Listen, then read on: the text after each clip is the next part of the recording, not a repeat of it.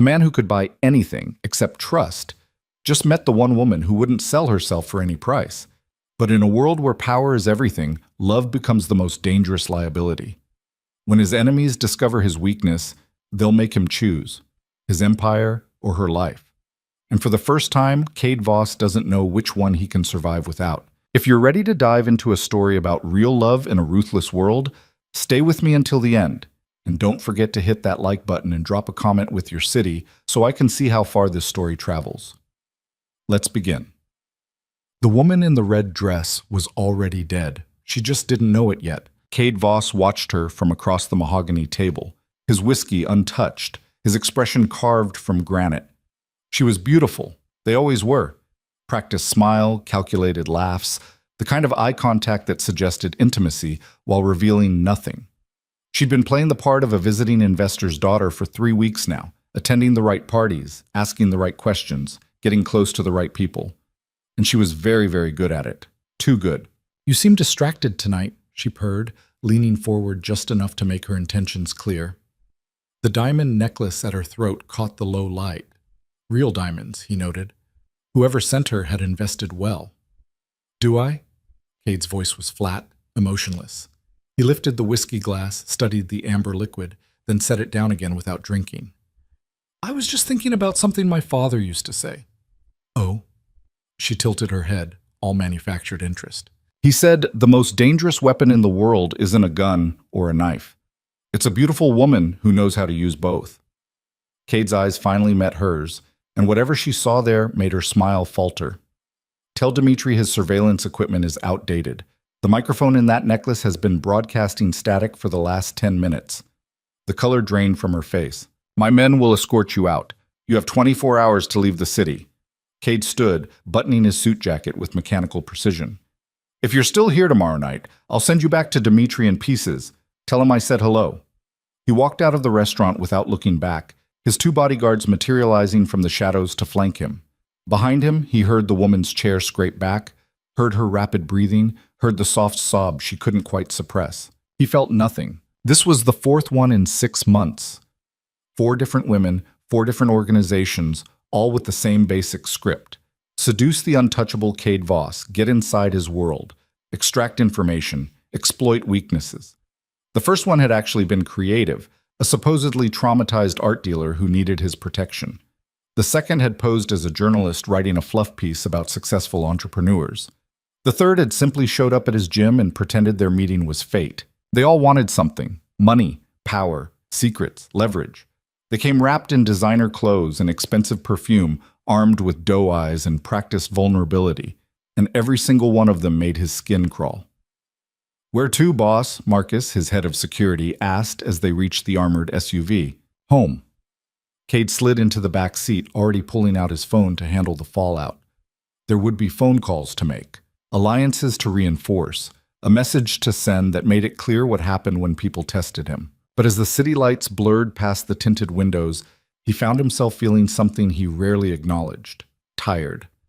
Bone-deep, soul-sick tired of the endless performance, of treating every interaction like a potential threat, of being surrounded by people who wanted him for everything except who he actually was. Not that he knew who that was anymore. The penthouse was dark when he arrived, just how he preferred it. 47th floor, floor-to-ceiling windows overlooking a city he'd helped build and break in equal measure. The space was minimalist, expensive, cold, like everything else in his life. Cade poured himself a real drink this time, stood at the window, and looked down at the streets below. Somewhere down there, people were living actual lives, falling in love for real, trusting each other, building something that wasn't founded on fear and leverage. He wondered what that felt like. His phone buzzed. A text from his accountant about a property acquisition, another from his lawyer about a contract dispute, a third from Marcus about security protocols. Nothing personal. Nothing ever was. Cade Voss was 34 years old, worth more than most small countries, feared by men who'd built their own empires on violence, and he couldn't remember the last time someone had looked at him and seen a person instead of an opportunity. He finished his drink and went to bed. The alarm went off at 5:30, same as always. Workout, shower, breakfast prepared by a chef who arrived at 6 and left before he finished eating. By 7:15, he was in his office reviewing reports from his various enterprises. Some legal, some less so, all profitable. Meeting with the Vancouver crew at 9, his assistant's voice came through the intercom. The architect sent over revised plans for the waterfront development, and you have 3 RSVPs for the charity gala next month. Decline all 3, Cade said, not looking up from the financial projections on his screen. I'm not attending. Sir, you're the honorary chair, then they can honor my absence. He made a notation on a contract, his handwriting sharp and precise. Anything else? A pause. Your mother called again. Cade's pen stopped moving. And? She said it's been 4 months since you last visited. She'd like to see you. Tell her I'll send a car next week. She doesn't want a car, sir. She wants... Next item. His assistant knew better than to push. The delivery from Chen's office should arrive this afternoon. They're bringing the documents for the Shanghai partnership. Make sure someone verifies the courier's credentials before they reach this floor. Full background check. Of course. Cade went back to his work, pushing his mother's disappointment into the same locked compartment where he kept everything else that felt like weakness. She'd stopped trying to fix him years ago, stopped asking him to be softer, kinder, more like the boy he'd been before his father's world had swallowed him whole. Now she just called periodically, a gentle reminder that somewhere beneath the armor, her son still existed. He preferred not to think about it. The morning passed in a blur of meetings and decisions. The Vancouver crew wanted to expand into territory that belonged to a rival organization. Cade approved the move, but insisted on plausible deniability. The architects wanted to cut corners on the waterfront project. Cade threatened to pull funding unless they maintained his standards. A local politician called asking for a donation. Cade reminded him what happened to people who forgot favors already granted. By noon, he'd made 17 decisions that would affect hundreds of lives and millions of dollars. He'd eaten lunch without tasting it, signed documents without reading the fine print because he'd written most of it himself, and fielded 6 attempts to get him to agree to social engagements he had no intention of attending. Business as usual. At 2:30, his assistant buzzed again. Sir, the courier from Chen's office is here. Send them up. Cade didn't bother looking up when his office door opened. He was scanning the latest report from his operations in Seattle, making mental notes about which managers were exceeding expectations and which ones needed to be replaced. Set the package on the desk, he said absently. I need to see your ID first. Cade's head snapped up. The woman standing in his doorway wasn't what he expected. Mid-20s, dressed in a courier uniform that had seen better days, hair pulled back in a practical ponytail, and an expression that suggested she was already running behind schedule. She held a sealed envelope in one hand and absolutely no trace of intimidation in her eyes. Excuse me? Cade's voice dropped to the temperature that made grown men reconsider their life choices. Company policy. She didn't flinch. I need to verify the recipient's identity before I can release the package. ID, please. For a moment, Cade just stared at her. In the 15 years since he'd taken over his father's empire and built it into something even more formidable, no one had spoken to him like he was just another signature on a delivery form. Do you know who I am? Someone who needs to show me their ID if they want this envelope. She glanced at her watch, a cheap digital thing that probably cost $20. I've got 6 more stops today, so if we could move this along. Cade felt something unfamiliar stir in his chest. Not anger. He was too controlled for that. Something else. Something almost like amusement? I could have you fired with 1 phone call, he said, testing her. Cool. I'll find another job. She met his gaze without blinking. ID? He should have been furious. He should have called security, called Chen, called everyone involved in the vetting process that had somehow allowed this impertinent woman into his presence. Instead, he found himself reaching for his wallet. Here. She examined his driver's license with the same professional disinterest a DMV employee might show, compared the name to her delivery manifest, then nodded. Sign here, please. Cade scrawled his signature. She handed him the envelope, reclaimed her clipboard, and turned to leave. That's it? The words came out before he could stop them. She paused, looked back over her shoulder. Were you expecting something else? Most people... He trailed off, unsure how to explain that most people treated him like a dangerous animal that might bite. Most people are more careful around me. Most people don't have a boss who'll dock their pay if they're late. She shrugged. Have a good day, Mr. Voss. And then she was gone, the door clicking shut behind her with a finality that felt almost dismissive. Cade sat there for a long moment, the envelope forgotten in his hand, staring at the space where she'd stood. He couldn't remember the last time someone had looked at him and seen nothing but an inconvenience to their schedule. Couldn't remember the last time someone had demanded something from him. Not wealth or favor, just basic courtesy and a signature. Sir? His assistant's voice crackled through the intercom. Is everything all right? I saw the courier leave rather quickly. Fine. Cade finally opened the envelope, but his mind wasn't on the documents inside. It was on cheap digital watches and practical ponytails and eyes that held zero fear. He pulled up the building's security footage, found the clip from the elevator, watched her ride down, check her phone, exit into the parking garage. Nothing remarkable. Nothing special. Just a woman doing her job, already thinking about the next delivery. Cade closed the file, then opened it again, watched her walk out of frame. And for the first time in 6 months, maybe longer, he felt something other than the cold, calculated control that had become his default setting. Curiosity. The next delivery came 3 days later. Cade had arranged it, of course. A simple matter of requesting hard copies of documents that could have easily been emailed, specifying a particular courier service, timing it for the afternoon when he knew she'd be on shift. Marcus had given him a strange look when he'd made the request, but knew better than to ask questions. 2:15, right on schedule. Sir, the courier from Chen's office, send them up. This time, Cade was ready. He'd positioned himself at his desk, reviewing contracts with the kind of casual authority that came from owning the building they were in. When the door opened, he didn't look up immediately. ID, please? There it was. That same no-nonsense tone, like he was just another item on her checklist. Cade glanced up, allowed the briefest hint of recognition to cross his face. You again? Me again? She didn't smile. ID?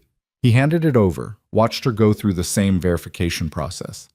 Up close, he noticed details he'd missed before. A small scar above her left eyebrow, the calluses on her hands that suggested physical work beyond package delivery, the way she held herself with a quiet confidence that had nothing to do with arrogance. Sign here. Cade took the pen she offered, a cheap ballpoint, not one of the $1,000 fountain pens scattered across his desk. You always this pleasant with clients? You always this chatty with delivery drivers? She pulled the clipboard back before he'd even finished signing. I don't usually see the same one twice. Yeah, well, Chen's office apparently likes your building. She checked her watch again, that same cheap digital one. We done? What's your name? For the first time, he saw her hesitate. Not fear, something more like caution. Why? Professional courtesy. You know mine. She studied him for a moment, and Cade had the distinct impression of being assessed and found only marginally interesting. Nyla. Nyla. He tested the name, found it suited her. Simple, direct, no pretense. How long have you been doing courier work? Long enough to know when someone's stalling. But there was the faintest hint of amusement in her voice now. Look, Mr. Voss, I'm sure you're used to people hanging on your every word, but I've got 4 more deliveries and traffic's already a nightmare. So unless you need something else... Dinner. The word hung in the air between them. Nyla's expression shifted from professional impatience to something closer to disbelief. Are you serious right now? I'm always serious. Yeah, I can tell. She shook her head, already moving toward the door. I'm going to pass. Why? She turned back, and for a moment Cade saw something flash across her face. Not fear, but knowledge. The kind of recognition that came from paying attention to the world around you. Because I know exactly who you are, Mr. Voss, and I make it a policy not to have dinner with people who could make me disappear if I accidentally use the wrong fork. I don't make people disappear over dinner etiquette. But you do make people disappear. It wasn't a question. She met his eyes with a directness that should have felt like a challenge, but somehow didn't. Look, I'm sure you're charming or whatever, but I've got a life that doesn't include playing dress-up for men who think everything comes with a price tag. No offense. None taken. Cade leaned back in his chair, genuinely intrigued now. What if I said there's no price tag? Then I'd say you're lying. Nyla opened the door. Have a good day, Mr. Voss. Try not to make anyone disappear before my next delivery. And once again, she was gone. Cade sat in the silence of his office, a smile pulling at the corner of his mouth. An actual smile. When was the last time that had happened? Marcus appeared in the doorway 30 seconds later, his expression concerned. Boss, I ran the background check like you asked.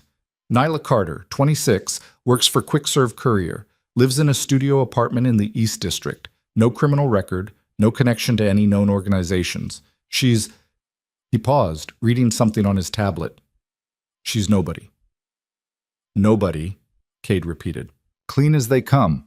Works 2 jobs, saving for something, looks like business permits and small business loans. She's trying to open a bakery. A bakery? Of course she was. Anything else? Marcus shifted his weight, uncomfortable. Boss, I don't mean to overstep, but why the interest? She's not a threat, not an asset, not trying to use me, Cade finished. Exactly. Understanding dawned on Marcus's face, followed quickly by concern. Boss, that's all, Marcus. Alone again, Cade pulled up Nyla's delivery schedule, watched the GPS tracking show her moving from location to location across the city, watched her efficient routes, her precisely timed stops, the way she navigated traffic with the expertise of someone who'd been doing this for years. She was nobody. And that made her the most interesting person he'd met in a decade. The next 2 deliveries followed the same pattern. Cade arranged them, Nyla showed up with her clipboard and impatience, refused his invitations with increasing creativity. I don't date clients. I'm not asking you to date me. I'm asking you to have a conversation over food. Pass. Why? Because conversations over food with men like you tend to end with expectations I'm not interested in meeting. What kind of expectations? The kind where I wake up the next morning and my entire life has been rearranged without my permission. She wasn't wrong. By the 5th delivery, Cade had stopped pretending he needed documents from Chen's office. He just scheduled the courier pickup, waited for Nyla to appear, and engaged in what had become a perversely enjoyable ritual of rejection. Coffee, he said this time. 20 minutes. There's a shop 2 blocks from here. I'm working. Your shift ends in 45 minutes. Nyla's eyes narrowed. How do you know that? I pay attention. That's creepy. That's honest. Cade stood, came around the desk. Not threatening, not crowding her, just close enough to make his point. 20 minutes. You pick the place. You pay for yourself. I'll answer 3 questions, then I'll leave you alone. 3 questions? Anything you want to know. After that, if you tell me to disappear, I will. She studied him with those sharp, assessing eyes. Anything? Within reason. And if I say no to the coffee? Then I'll keep arranging deliveries until your boss gets suspicious about why Chen's office suddenly needs so many documents hand-delivered. That's borderline stalking, you know. I'm aware. He didn't apologize. 20 minutes, Nyla. What's the worst that could happen? She laughed. Actually laughed. And the sound hit him somewhere in the chest he'd thought was purely decorative. The worst? You mean besides getting kidnapped, ransomed, or used as a pawn in whatever game you're playing this week? I don't play games. Everyone plays games. But she was considering it. He could see the calculation in her eyes, weighing risk against curiosity. One condition. Name it. Public place. Lots of witnesses, and I bring pepper spray. Fair enough? Fine. Rosie's Diner on 5th, 30 minutes. If you're late, I'm gone. Cade checked his watch. I'll be there in 25. Show off, Nyla muttered, but there was that hint of amusement again. This time when she left, Cade didn't pull up the security footage. He just grabbed his jacket and told Marcus to have the car ready. For the first time in years, Cade Voss was going somewhere that wasn't a meeting, wasn't a power play, wasn't calculated to advance any agenda except the simple, strange desire to talk to someone who didn't want anything from him. It felt dangerous. It felt reckless. It felt, against all odds and better judgment, like the first real thing he'd done in a very long time. Rosie's Diner was the kind of place Cade hadn't set foot in since before his father died. Cracked vinyl booths, fluorescent lighting that buzzed like dying insects, laminated menus sticky with decades of use. The coffee was terrible and the pie was worse, But it was open 24 hours and nobody gave a damn who you were as long as you paid your bill. Nyla was already there when he arrived, sitting in a corner booth with clear sight lines to both exits. Smart. She'd changed out of her courier uniform into jeans and a faded sweatshirt, her hair still pulled back in that practical ponytail. No makeup, no pretense, no performance. She looked exhausted. "You're early," she said as he slid into the seat across from her. "So are you." "Yeah, well, I wanted to make sure you didn't buy the place out from under me before I got here." She flagged down a waitress who looked like she'd been working there since the Nixon administration. "Coffee, black. And keep it coming." "Same," Cade said.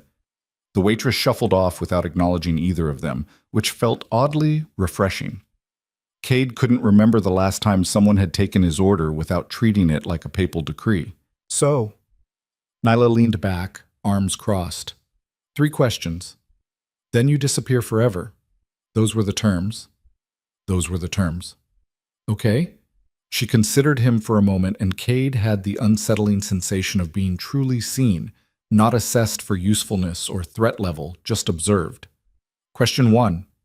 Why me? You're the first person in 6 years who's looked at me and not wanted something. Everyone wants something. Fair point. You're the first person who wanted something I could give without it costing me anything that matters." He paused as the waitress returned with 2 mugs of coffee that could probably strip paint. "You wanted my ID, my signature. Basic human courtesy. Nothing else." Nyla took a sip of coffee, made a face, added 3 sugars from the dispenser on the table. "That's a pretty low bar." "You'd be surprised how few people clear it." "No, I wouldn't." She stirred her coffee with a bent spoon. "I know what you are, Cade. I've lived in this city my whole life. I've seen what happens to people who cross you, people who work for you, people who get too close to you. So let me be real clear about something. I'm not interested in being another cautionary tale." "Then why are you here?" "Because you promised to answer 3 questions and then leave me alone. And because—" She trailed off, seemed to wrestle with something. "Because I'm curious why someone like you is wasting time on someone like me. There's got to be an angle. There's always an angle." "No angle." "Bullshit." Cade almost smiled. "You think I'm lying?" "I think you're so used to playing chess with people that you don't know how to do anything else." Nyla set her mug down with more force than necessary. "So what's the play here? You trying to prove something to yourself, slumming it with the normal people? Or is this some weird power trip where you get off on making working-class women uncomfortable?" "None of the above." "Then what?" "Question 2, Cade countered. Nyla's eyes narrowed, but she let it slide. "Fine. Question 2. What do you actually want from me?" "Honestly, I don't know yet." He took a drink of the terrible coffee, let the bitterness ground him. "I've spent 15 years building an empire where every interaction is a transaction, where trust is a liability and vulnerability is a death sentence. And then you walked into my office, demanded my ID like I was just another signature on your route, and treated me like I was wasting your time." "You were wasting my time."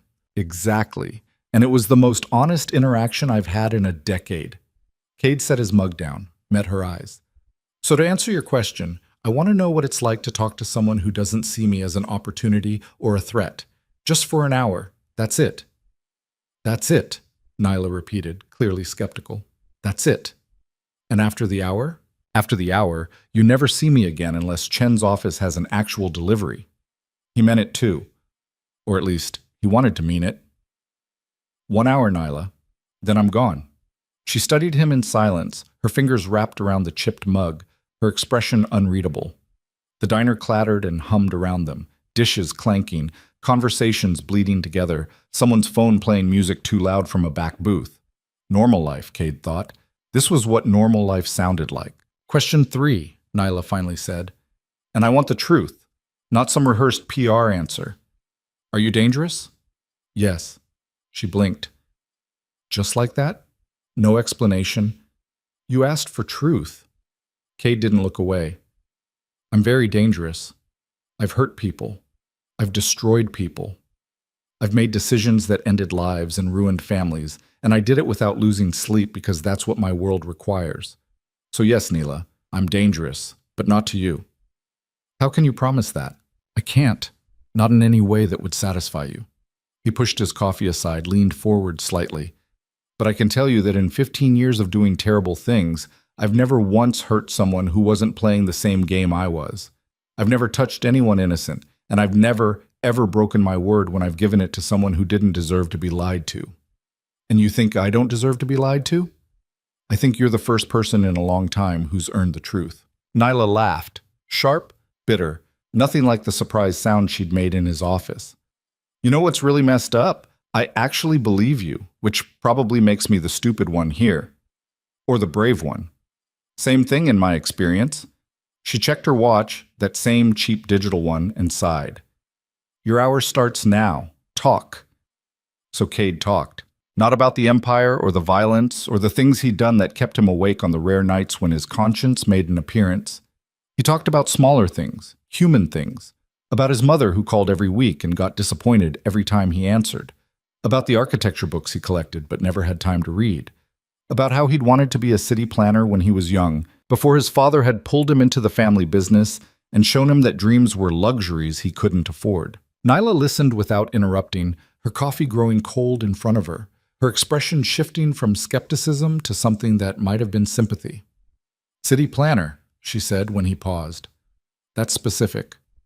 I like the idea of building something that lasted, something that made people's lives better instead of worse. Cade shrugged, the gesture feeling awkward after years of rigid control. Turns out I got my wish. I've built half this city, just not the way I imagined. The waterfront development, that's yours, right? You've been paying attention? I drive past it every day. Neela shifted in her seat, tucked one leg under her. It's going to be beautiful. Sustainable design, mixed-use spaces, affordable housing units, almost like someone actually gives a damn about the people who live here. Don't give me too much credit. The affordable housing is a tax break. But you still included it. You didn't have to. Cade didn't have a response to that. They sat in silence for a moment, the diner noise filling the space between them. Your turn, he said finally. Tell me about the bakery. Nyla's guard went up immediately. How do you know about that? I pay attention, remember? Right, creepy. But there was less edge in her voice now. She picked up her spoon, turned it over in her hands. It's not a big deal. Just something I've been saving for. A little storefront, nothing fancy. Somewhere I can make actual food instead of delivering other people's documents. Why a bakery? Why not a bakery? She set the spoon down. I like baking. I'm good at it. And there's something satisfying about making something people actually need. Bread, pastries, cakes for birthdays and anniversaries. Real things that matter in small, normal ways. Small and normal, Cade repeated. You say that like it's a bad thing. I say it like someone who knows you probably spend more on a single suit than I'll save in 2 years. Neela's voice wasn't bitter, just factual. We're from different worlds, Cade. You build empires. I'm trying to scrape together enough for a lease deposit. And yet here we are. Yeah, here we are. She glanced at her watch again. Your hour's almost up. It had gone faster than he'd expected, faster than he'd wanted. One more question, Cade said. Not part of the original 3. You can tell me to go to hell if you want. I'll probably tell you that anyway. Ask. Can I see you again? Neela's expression went carefully neutral. I thought the deal was 1 hour, then you disappear. The deal was 1 hour, then I leave you alone if you want me to. Do you want me to? Honestly? She pulled her jacket on, started gathering her things. I don't know. Part of me thinks getting involved with you in any capacity is the worst decision I could possibly make. The smart play is to walk out of here, quit my courier job, and hope you get bored and forget I exist. And the other part? Nyla stood, slinging her bag over her shoulder. The other part thinks you're probably the saddest person I've ever met. And I'm an idiot who has a habit of trying to fix things that aren't my responsibility to fix. She pulled out a crumpled $5 bill, left it on the table. But I'm not your charity case, and I'm definitely not your redemption arc. If you want to see me again, it's on my terms. Got it? Got it. Good. She headed for the door, then paused, looked back. There's a street fair in the East District on Saturday. Food trucks, local vendors, that kind of thing. I'll be at the Thai place around 7. If you show up in a suit or with security, I'm walking away. What should I wear? Something that doesn't cost more than my rent. She pushed through the door, letting in a blast of evening air. And Cade, If this is some kind of game, if you're playing me for reasons I can't see yet, just tell me now. Save us both the trouble. It's not a game. We'll see. Then she was gone, disappearing into the sidewalk traffic, just another person going about their life. Cade sat there for another minute, staring at the $5 bill she'd left, the half-empty mug of terrible coffee, the bent spoon she'd used to stir in enough sugar to make it drinkable. His phone buzzed. Marcus, asking if he needed pickup. Cade texted back, "I'll walk." He left a $100 bill on the table, enough to cover both coffees and a tip that would probably make the waitress's entire week, and stepped out into the cooling evening. The city was alive around him, people streaming past without a second glance, nobody knowing who he was, nobody caring. For the first time in 15 years, Cade Voss walked home without security, without purpose, without agenda. He just walked and thought about street fairs and cheap watches and women who paid for their own coffee, even when sitting across from a man who could buy the building they were in. Saturday came slower than Cade expected. He handled business, attended meetings, made decisions that moved millions of dollars and dozens of lives. But in the quiet moments, waiting for an elevator, reviewing a contract, staring out his window at 3 in the morning, his mind kept drifting to the East District and food trucks and 7 o'clock. "You seem distracted, boss," Marcus said on Friday afternoon. "I'm fine. With respect, you've been staring at that same page for 10 minutes. Cade looked down at the contract in front of him, realized he hadn't absorbed a single word.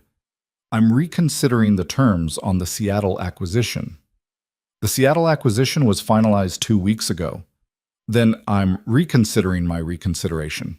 Cade closed the folder, stood. "I'm leaving early today." Marcus's eyebrows climbed toward his hairline. "Sir, you have the meeting with the—" "Cancel it. Reschedule for Monday." "But—" "Marcus, I'm taking the afternoon off. If that's a problem, you can file a complaint with Human Resources." "Oh, wait. I am Human Resources." "Complaint denied. Have a good weekend." He left his head of security standing there with his mouth open, which would have been amusing if Cade's heart wasn't doing something weird and irregular in his chest. The next 24 hours passed in a blur of uncharacteristic anxiety. Cade went through his closet 3 times, trying to find something that didn't scream wealth or power. Everything was tailored, expensive, designed to send a message.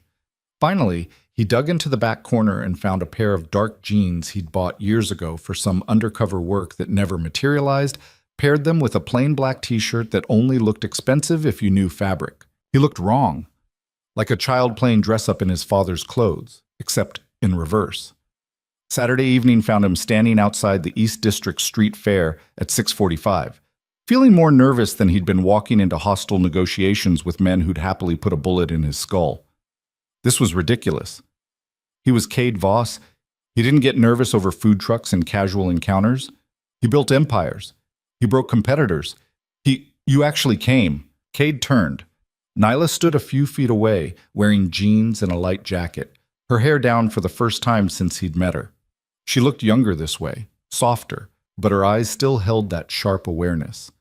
"You sound surprised," he said. "I'm 90% surprised, 10% impressed. You found something to wear that doesn't have a designer label." She came closer, openly assessing him. "Still look like you're uncomfortable in your own skin, though." "I don't do casual well." "No kidding." But she was almost smiling. "Come on, the Thai place has a line and I'm starving." They walked into the fair together, and Cade felt the world shift around him. Strings of lights overhead, music from a dozen different sources bleeding together into something chaotic and alive. Families with strollers, teenagers in packs, elderly couples walking hand in hand. People eating and laughing and living lives that had nothing to do with power or control. It was overwhelming. "You okay?" Nyla glanced at him, concerned. "You look like you're about to pass out." "I'm fine, just there's a lot of people." "Yeah, that's kind of the point of a street fair." She grabbed his arm, steered him toward a food truck with a long line. "Try not to look so much like a hitman at a birthday party. You're making people nervous." "I don't know how to not look like this." "Relax your shoulders, stop scanning for exits. Maybe smile if you're feeling really adventurous." Nyla released his arm, joined the line. "And for the love of everything, do not pull out a black card when we get to the front. I've got cash." "I can pay."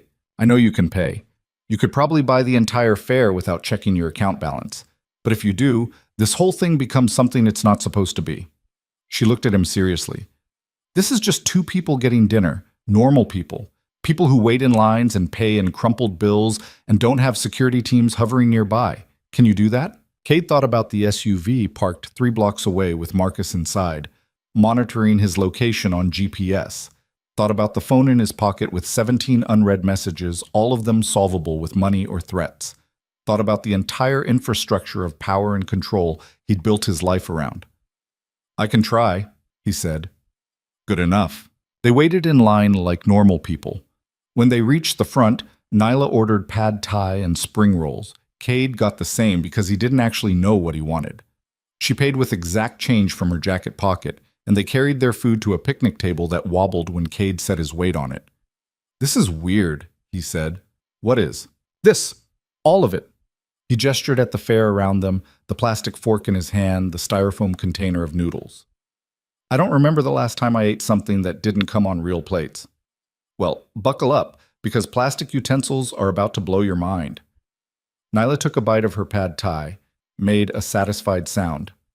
Okay, this is actually good. Try it before it gets cold. Cade tried it. It was good. Better than good, actually. The kind of food that tasted like someone had actually given a damn while making it. You're making a face, Nyla said. What's wrong with it? Nothing. It's just different. Different good or different bad? Different honest. He took another bite, trying to find the right words. Everything I eat is calculated. Michelin star restaurants for business dinners. Catered events where the food is art. Private chefs who know exactly what I like. This tastes like someone made it because they wanted it to be delicious, not impressive. You're overthinking noodles. I overthink everything. Yeah, I'm getting that. Nyla ate in silence for a moment, watching the fare flow around them. A child ran past chasing a balloon, shrieking with laughter. Can I ask you something? After 3 questions at the diner, I think we're past asking permission. Fair, so what's it like? Being you, I mean, having all that power. Cade considered his answer carefully. Lonely. Exhausting. Necessary. Necessary. The world I inherited didn't come with an instruction manual. It came with enemies and expectations, and a legacy I didn't ask for but couldn't refuse. He set his fork down, the appetite fading. My father built an empire on fear and violence. When he died, I had 2 choices. Let it fall apart and watch good people get hurt in the chaos, or take control and make it into something I could live with. And you chose control. I chose survival. For me, for the people who depended on the structure he'd built, for the city that would have torn itself apart in a power vacuum. Cade met her eyes. I'm not a good man, Nyla, but I'm a better man than my father was. That has to count for something. Does it? She asked quietly. Count for something, I mean? I don't know. You tell me. Nyla pushed her container aside, leaned back against the picnic table. I think you're trying. I think you're so deep in your own world that you can't see what normal looks like anymore, and I think that scares you more than any enemy you've ever faced. But yeah, I think trying counts for something. Even if I fail? Especially if you fail. Trying and failing means you're still human. It's the people who stop trying that turn into monsters. They sat there as the fare moved around them, the sky darkening overhead, lights coming on in strings and clusters. Somewhere nearby, a band started playing. Street musicians with more enthusiasm than skill, but the crowd didn't seem to mind. Want to walk? Nyla asked after a while. Yeah. They threw away their containers and wandered through the fair without destination. Nyla pointed out booths, jewelry made from recycled glass, paintings by local artists, a guy selling handmade furniture that actually looked decent. Cade found himself relaxing incrementally, his shoulders dropping, his constant surveillance of surroundings fading into something closer to observation. You're getting better at this, Nyla said. At what? Being a person instead of a chess piece. She stopped at a booth selling baked goods, studied the offerings with professional interest. These are terrible. The croissants are overbaked and the bread has no structure. I could do so much better. I believe you. You haven't even tasted my stuff. Don't need to. I can hear it in your voice when you talk about baking. Same way I sound when I talk about architecture. Cade picked up a cookie, examined it. How much do you still need? For the bakery? Nyla's expression shuddered immediately. Nope, we're not doing this. Doing what? The thing where you swoop in with your checkbook and solve all my problems because you think money fixes everything. She grabbed his wrist, pulled his hand down. I don't want your money, Cade. I want to earn this myself. I need to earn it myself. Why? Because if I let you buy me a bakery, then it's not mine anymore. It's yours. And I become just another thing you own, another investment in your portfolio. Her grip tightened. I've worked 2 jobs for 3 years to save up. I've lived in a studio apartment with pipes that freeze in winter.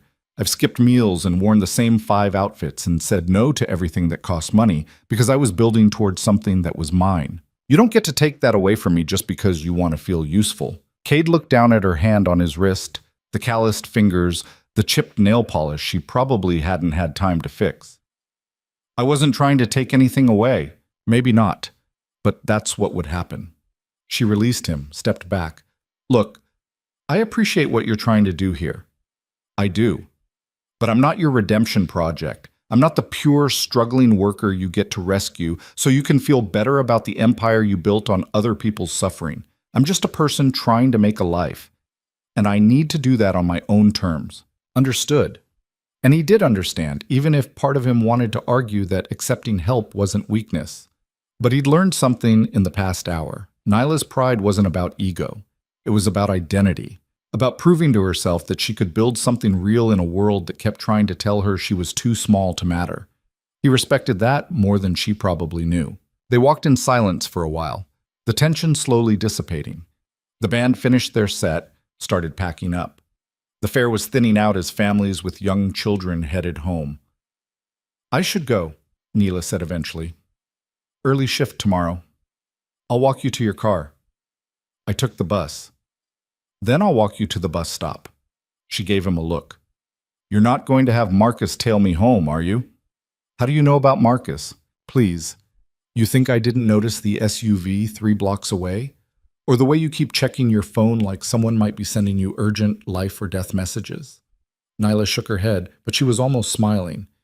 You're not as subtle as you think you are. Clearly. Cade pulled out his phone, sent a quick text. There. I told him to stand down for the night. Just like that? Just like that. They walked toward the bus stop, the fair fading behind them. The streets were quieter here, residential neighborhoods where people sat on porches and kids played under streetlights. This was nice, Nyla said when they reached the stop. Weird, but nice. Can we do it again? Maybe. She studied him in the harsh fluorescent glow of the bus shelter. But I need you to understand something, Cade. I can't be the person who saves you from yourself. I can't be the light in your darkness or whatever romanticized bullshit you might be building up in your head. I'm just a tired woman who works too much and dreams about ovens and proper ventilation systems. I know.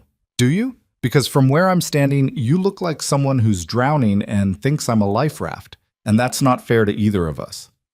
Cade wanted to argue, wanted to tell her she was wrong, wanted to explain that what he felt when he was around her wasn't desperation but something simpler, the basic human desire to be seen as something other than a weapon or a wallet.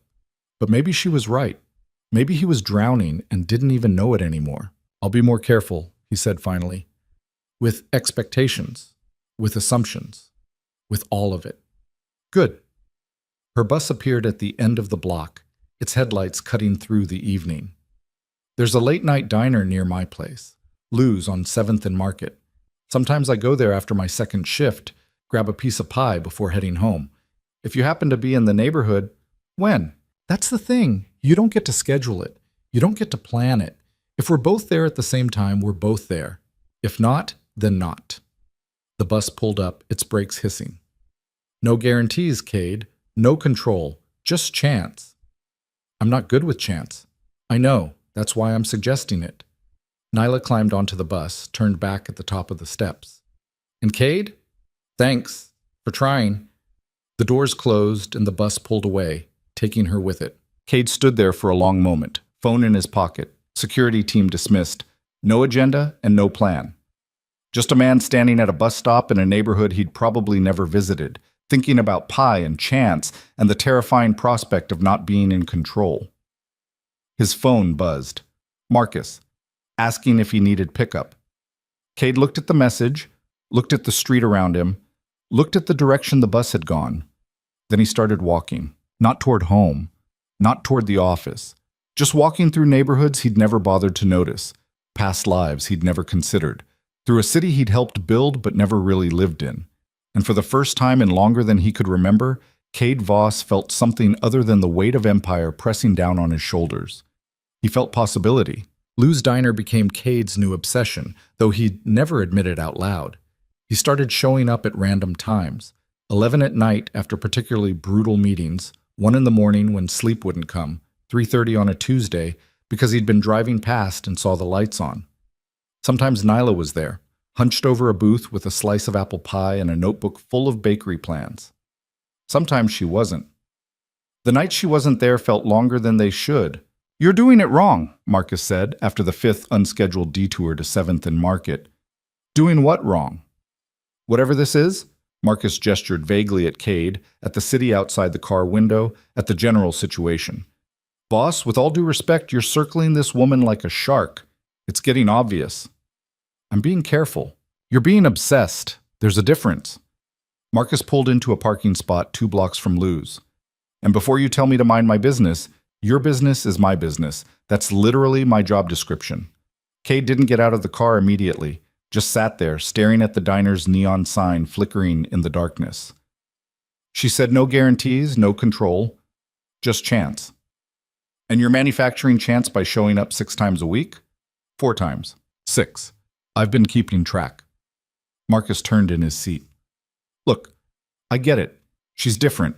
She doesn't want anything from you, which makes her the rarest commodity in your world. But you need to be straight with yourself about what you're doing here. Are you genuinely interested in this woman, or are you just fascinated by something you can't control?" It was a fair question, one Cade had been avoiding asking himself. "I don't know," he admitted. "Maybe both." "Then figure it out before you hurt her. Because whatever else she is, she's not equipped to handle the fallout of being connected to you." Marcus's voice was softer now, almost gentle. "Your world doesn't do casual, boss. You know that. The second people realize you care about her, she becomes a target, and she didn't sign up for that." Cade sat with that truth for a long moment. Then he got out of the car and walked to the diner anyway. Nyla was there, because apparently fate had a sense of humor. She looked up when the bell over the door chimed, registered his presence with a slight nod, then went back to her notebook. No surprise, no performance, just acknowledgement. Cade slid into the booth across from her without asking permission. "Stalking is illegal, you know," she said without looking up. "I was in the neighborhood, at midnight, on a Thursday." Nyla made a note in her margin, something about bulk flower suppliers, then finally met his eyes. "You look terrible." "Thanks." "I'm serious. When's the last time you slept?" "I sleep." "That's not an answer." She pushed her pie across the table. "Eat. You look like you're about to pass out." Cade stared at the half-eaten slice of apple pie. "I don't need—" It wasn't a suggestion. "Eat." He picked up her fork, took a bite. The pie was mediocre. Too sweet, crust a little soggy, but it had been offered freely, which made it taste better than anything he'd eaten in weeks. "So what is it this time?" Neela asked. "Bad meeting? Violent takeover? Someone trying to kill you?" "All 3, actually." "Busy day." "You have no idea."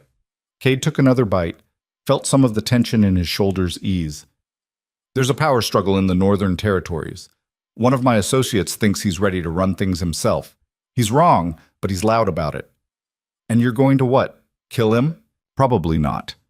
Death creates martyrs. Better to discredit him, strip his support structure, let him collapse under his own weight." Cade set the fork down. "But it's exhausting. The constant chess game, the endless positioning. Sometimes I wonder what it would be like to just be normal." "Yeah." Nyla closed her notebook, gave him her full attention. "You know you can't actually have both, right? You can't be a ruthless crime boss and also live a normal life. Those things are fundamentally incompatible." "I know." "Do you? Because from where I'm sitting, it looks like you're trying to build some kind of hybrid existence where you keep all your power, but also get to pretend you're just a regular guy who shows up at diners at midnight." She leaned back, arms crossed. "That's not how it works, Cade. You don't get to have your empire and your innocence." I'm not looking for innocence. Then what are you looking for? The question hung between them, heavy with implications neither of them wanted to examine too closely. Something real, Cade said finally. Something that isn't built on fear or leverage or transaction, just real. And you think you can find that with me? I think you're the first person in 15 years who's made me want to try. Nyla was quiet for a long moment, her fingers tracing patterns on the laminate table. The diner hummed around them. A drunk arguing with the jukebox, a couple having a whispered fight in the corner booth, the night cook cursing at something in the kitchen. I'm scared of you, she said quietly. Cade's chest tightened. I told you I would never... Not like that. I'm not scared you'll hurt me physically. I'm scared that I'm starting to care about you, and caring about you is probably the stupidest thing I could do. She looked up, and her eyes were raw with honesty. You're a good person trapped in a terrible life. Or maybe you're a terrible person trying to be good. I honestly can't tell. But either way, getting close to you feels like stepping off a cliff without knowing if there's ground below. So don't. Don't what? Don't get close. Don't care. Keep your distance and stay safe. Cade meant it, even though the words felt like swallowing glass. Marcus is right. My world doesn't do casual. Anyone who gets close to me becomes a liability, a target, and you deserve better than that. You're really bad at this, you know that? Nyla said, but there was something almost fond in her voice. The noble sacrifice thing, the pushing away for her own good routine. It's very dramatic, very film noir, and very stupid. How is it stupid to want you safe? Because you're making my decisions for me. She reached across the table, grabbed his hand before he could pull away. I'm a grown woman, Cade. I know the risks. I've known them since the first time you walked into that diner and I realized who you were. And I'm still here. Not because I'm naive, not because I think I can fix you, but because for some absolutely incomprehensible reason, I like you. Cade stared at their joined hands. Hers were warm, slightly rough from work. His were cold, scarred in places from fights he'd rather forget. They didn't match, didn't fit, didn't make any kind of sense together. This is a mistake, he said. Probably, but it's my mistake to make. Nyla squeezed his hand once, then released it. Look, I'm not asking for forever. I'm not even asking for tomorrow. I'm just asking for this. Occasional pie at midnight, random conversations, maybe the truth once in a while. Can you do that? I don't know how to do this. How to be... this. Yeah, I noticed. You're terrible at it. But she was smiling now, tired and real. Lucky for you, I'm patient. And stubborn. And apparently attracted to emotionally unavailable crime lords with nice cheekbones. My cheekbones? Focus on the important parts, Cade. For the first time in longer than he could remember, Cade laughed. Actually laughed. Not the polite sound he made at business dinners, but something genuine and surprised. Nyla's smile widened. There it is. Proof you're still human under all that ice. Barely. Barely counts. They sat there as the clock ticked past midnight, past 1, past 2. The diner emptied out around them until they were the only customers left, just two people talking about nothing and everything. Nyla told him about the elderly woman on her delivery route who always had cookies waiting. Cade told her about the architect he'd hired who kept trying to sneak gargoyles into every building design. Small things, human things, the kind of conversation that didn't require performance or strategy. It felt dangerous in ways that violence never had. I should go, Nyla finally said around 3. Shift starts at 6. I'll give you a ride. Absolutely not. Your car probably costs more than my apartment building. So? So I take the bus like a normal person. But she didn't move to leave yet. When will I see you again? When chance allows. Isn't that the rule? I'm starting to hate that rule. Nyla gathered her things, hesitated. Hey, Cade. Yeah? Thank you. For trying. For being honest. For being here even though it probably goes against every instinct you have. Those instincts have kept me alive for 15 years. Maybe. But they've also kept you alone. She stood, shouldered her bag. Sometimes survival isn't the same as living. She left before he could respond, the bell chiming her departure. Cade sat there for another 10 minutes, staring at the empty pie plate, the cheap coffee, the notebook she'd forgotten on the seat. He picked it up carefully, flipped through pages of calculations and sketches and dreams written in cramped handwriting, flour ratios and oven temperatures and lease comparisons. A life planned out in minute detail, built on savings scraped together dollar by dollar. She'd left it behind. Accidentally or on purpose, he wasn't sure. Cade tucked the notebook into his jacket and left cash on the table, enough to cover their coffee and a generous tip. Outside, the city was quiet in that strange way of very late nights, when even the constant hum of traffic faded to something almost peaceful. His phone buzzed. Marcus, asking if he needed pickup. Cade started to type a response, then stopped. Looked at the empty street, the distant glow of the city center, the direction Nyla had gone. He pocketed his phone and started walking. 3 weeks passed in a strange, new rhythm. Cade still ran his empire with ruthless efficiency. The Northern Territory situation resolved itself when his rival's accountant mysteriously produced evidence of embezzlement. The waterfront development stayed on schedule. The Seattle acquisition expanded ahead of projections. Business as usual, controlled and precise. But the edges of his world had started to blur. He showed up at Lou's with increasing frequency, and Nyla was there more often than chance should allow. They talked about everything except what they were becoming to each other.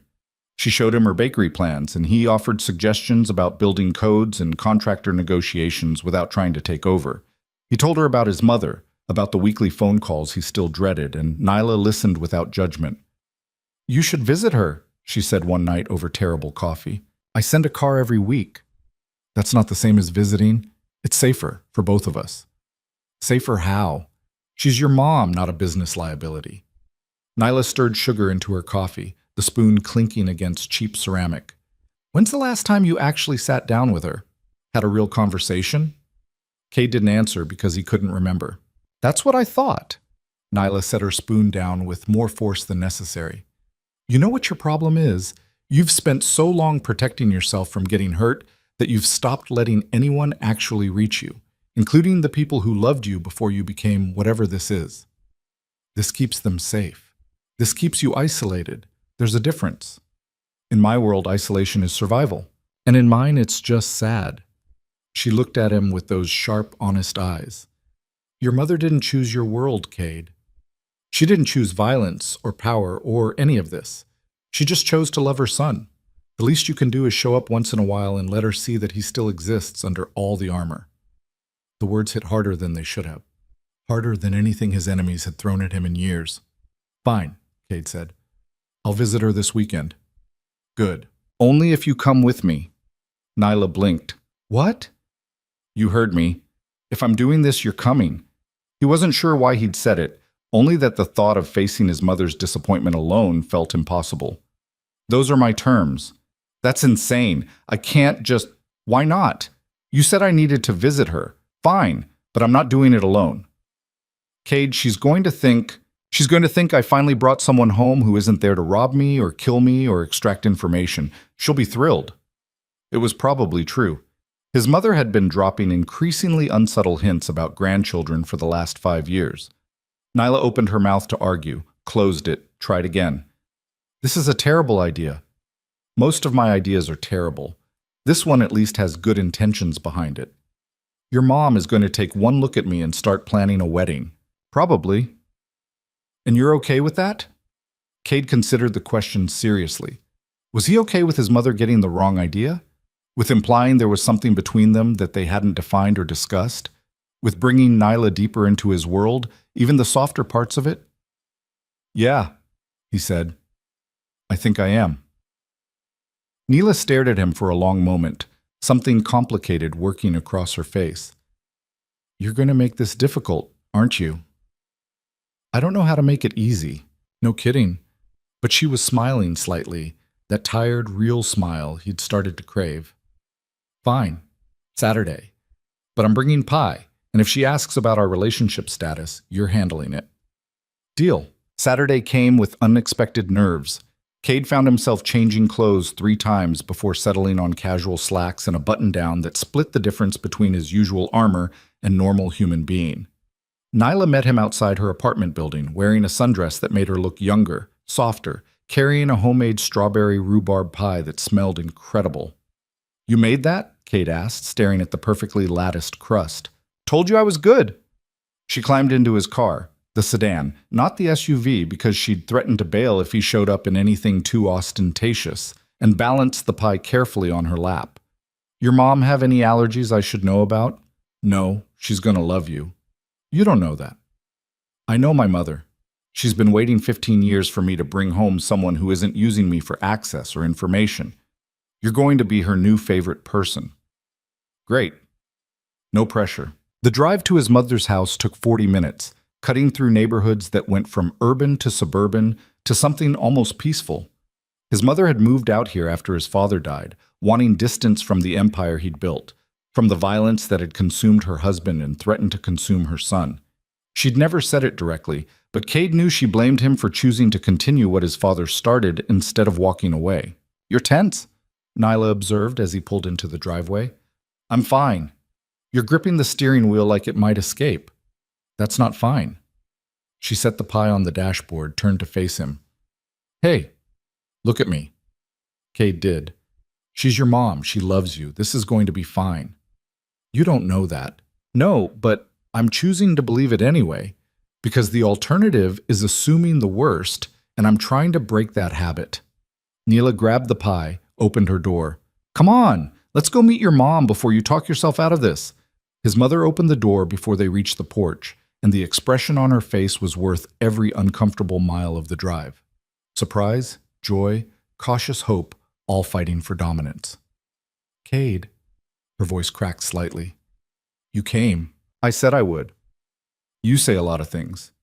But she was already pulling him into a hug, her arms surprisingly strong for someone barely 5 feet tall. And you brought a friend. Mom, this is Nyla. Nyla, my mother, Elizabeth. It's so nice to meet you, Mrs. Voss.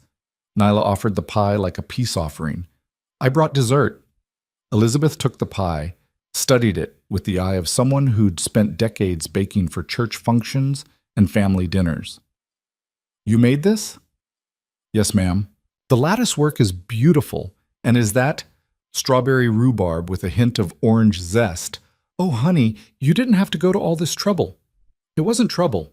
I like baking. Elizabeth looked between them, her expression shifting to something Cade recognized with mounting dread. It was her I knew it face, the one she'd worn when he was 12 and tried to convince her he hadn't been the one who broke the garage window. Well, come in, come in. Don't just stand there on the porch. She ushered them inside, already chattering about lunch and how long it had been since Cade visited, and wasn't Nyla lovely? The house smelled like his childhood, lemon polish and fresh flowers, and something baking in the oven. Everything was clean but lived in, comfortable in ways his penthouse would never be. Photos lined the walls, a timeline of his life before everything went dark. Cade tried not to look at them, tried not to see the boy he'd been before his father's world swallowed him whole. Sit, sit. Elizabeth gestured them toward the dining room table, already set for 3. I made pot roast. I know it's your favorite, Cade, even though you probably haven't eaten anything that wasn't prepared by a professional chef in years. Mom, don't mom me. You're too thin. When's the last time you had a home-cooked meal? Cade couldn't remember. Nyla caught his eye across the table, clearly trying not to laugh. Lunch was surprisingly painless. Elizabeth asked Nyla about her work, her family, her plans for the future. Nyla answered honestly, not trying to impress or perform, just being herself. She talked about the bakery dream with the same passion Cade had heard at the diner, and Elizabeth listened with genuine interest. A bakery, his mother said thoughtfully. That's wonderful, dear. The city needs more small businesses run by people who actually care. Too many corporate chains, not enough heart. That's what I think. Nyla glanced at Cade. Your son's been helping me figure out the zoning requirements and permit processes. He's actually really good at cutting through bureaucratic nonsense. Is he now? Elizabeth's smile was knowing. Cade's always been good at getting what he wants when he sets his mind to it.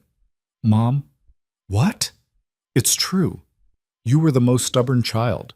Once you decided you wanted something, nothing could stop you. She turned back to Nyla. Did he tell you about the time he was 8 and decided he wanted to build a treehouse? Please don't.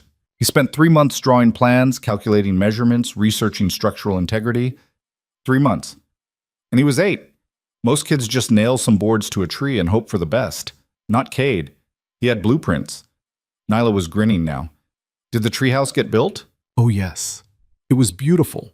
Perfectly level, structurally sound, complete with a pulley system for getting supplies up and down. Elizabeth's expression softened. His father was so proud. Said Cade had the mind of an engineer. The mention of his father dimmed the mood slightly. Nyla noticed, reached under the table to squeeze Cade's hand once. A brief touch, grounding him. What happened to the treehouse? She asked. Still there, Elizabeth said.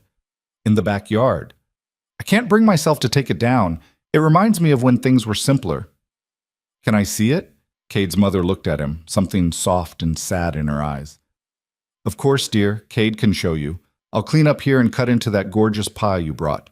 They escaped to the backyard, Nyla following Cade down a worn path to a massive oak tree in the back corner. The treehouse was still there, weathered but intact, exactly as he remembered it. Wow, Neela said, craning her neck to look up. You really were a little architect. I was a kid who liked building things. And now you're an adult who builds empires instead of treehouses. She walked around the tree, examining the structure. Can we go up? It's probably not safe anymore. I'm not asking if it's safe.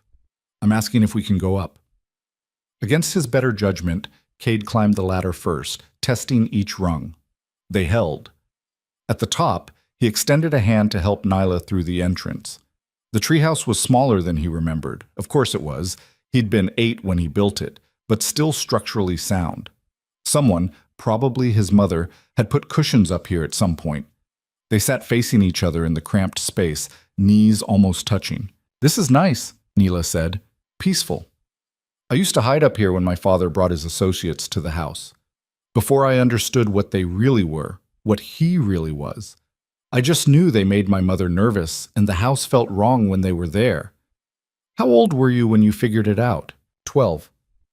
There was a situation. A man who owed my father money.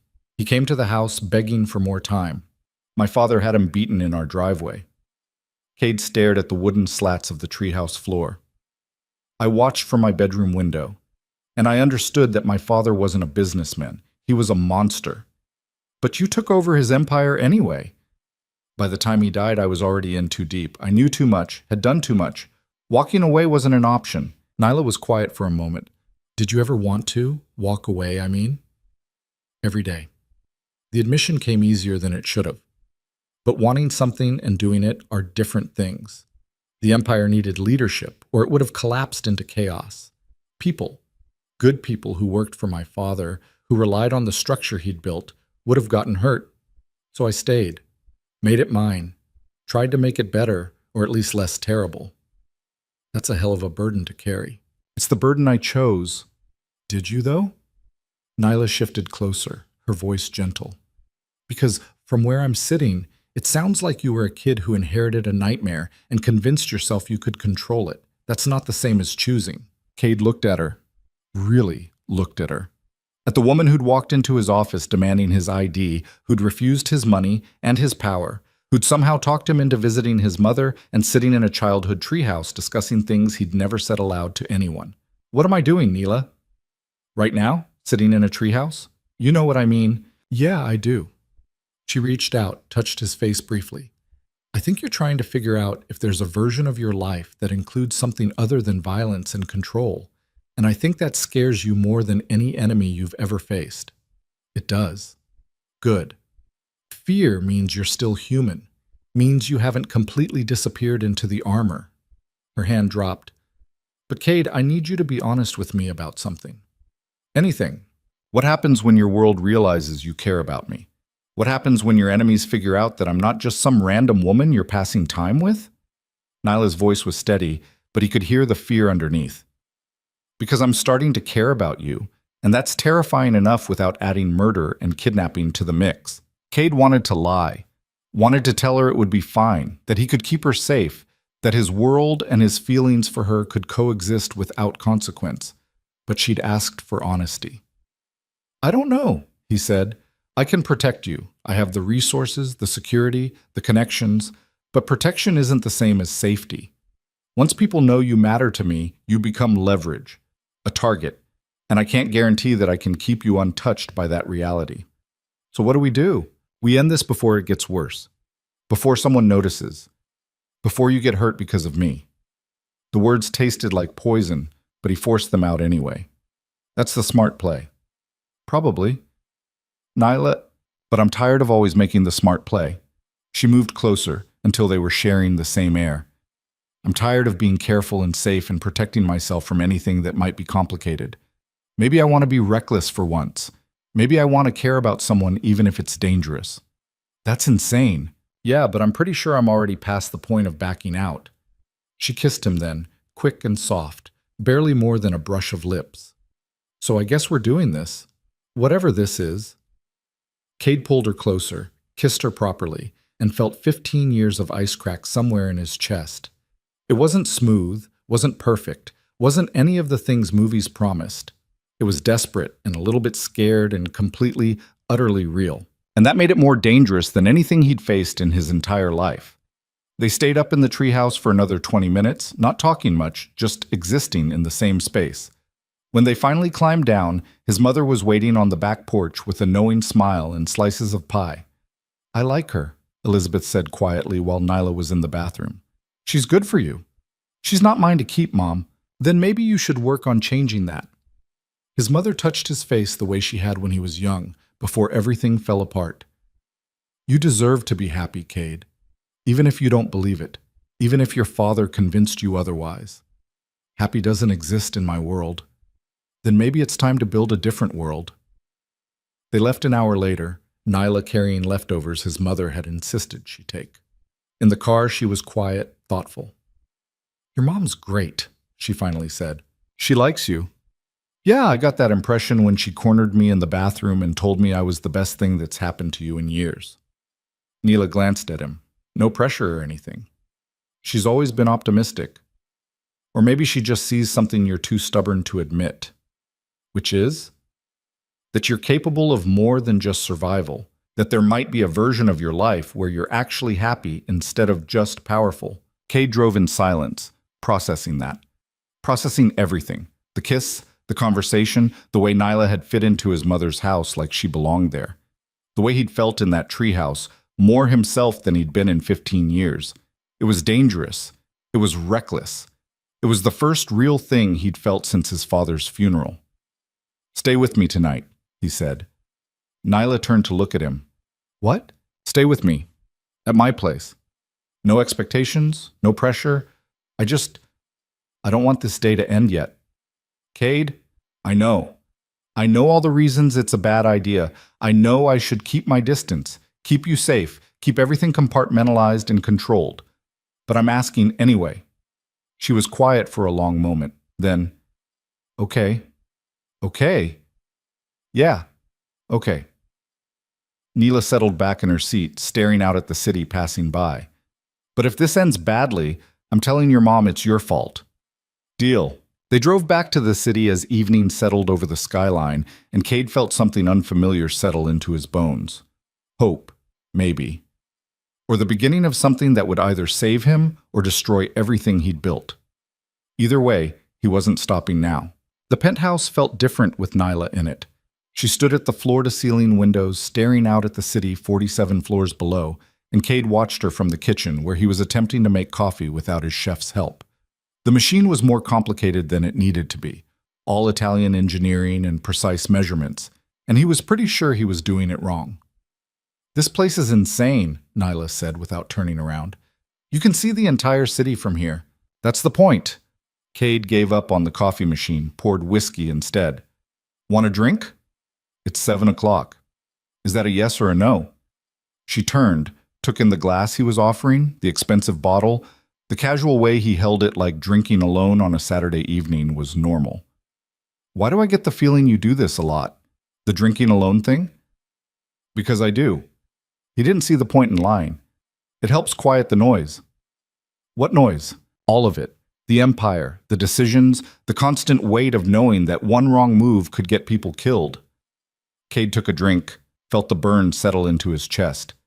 The noise in my head that sounds suspiciously like my father telling me I'm not ruthless enough. Not strong enough, not enough. Nyla crossed the room, took the glass from his hand, and set it on the counter. Okay, new rule.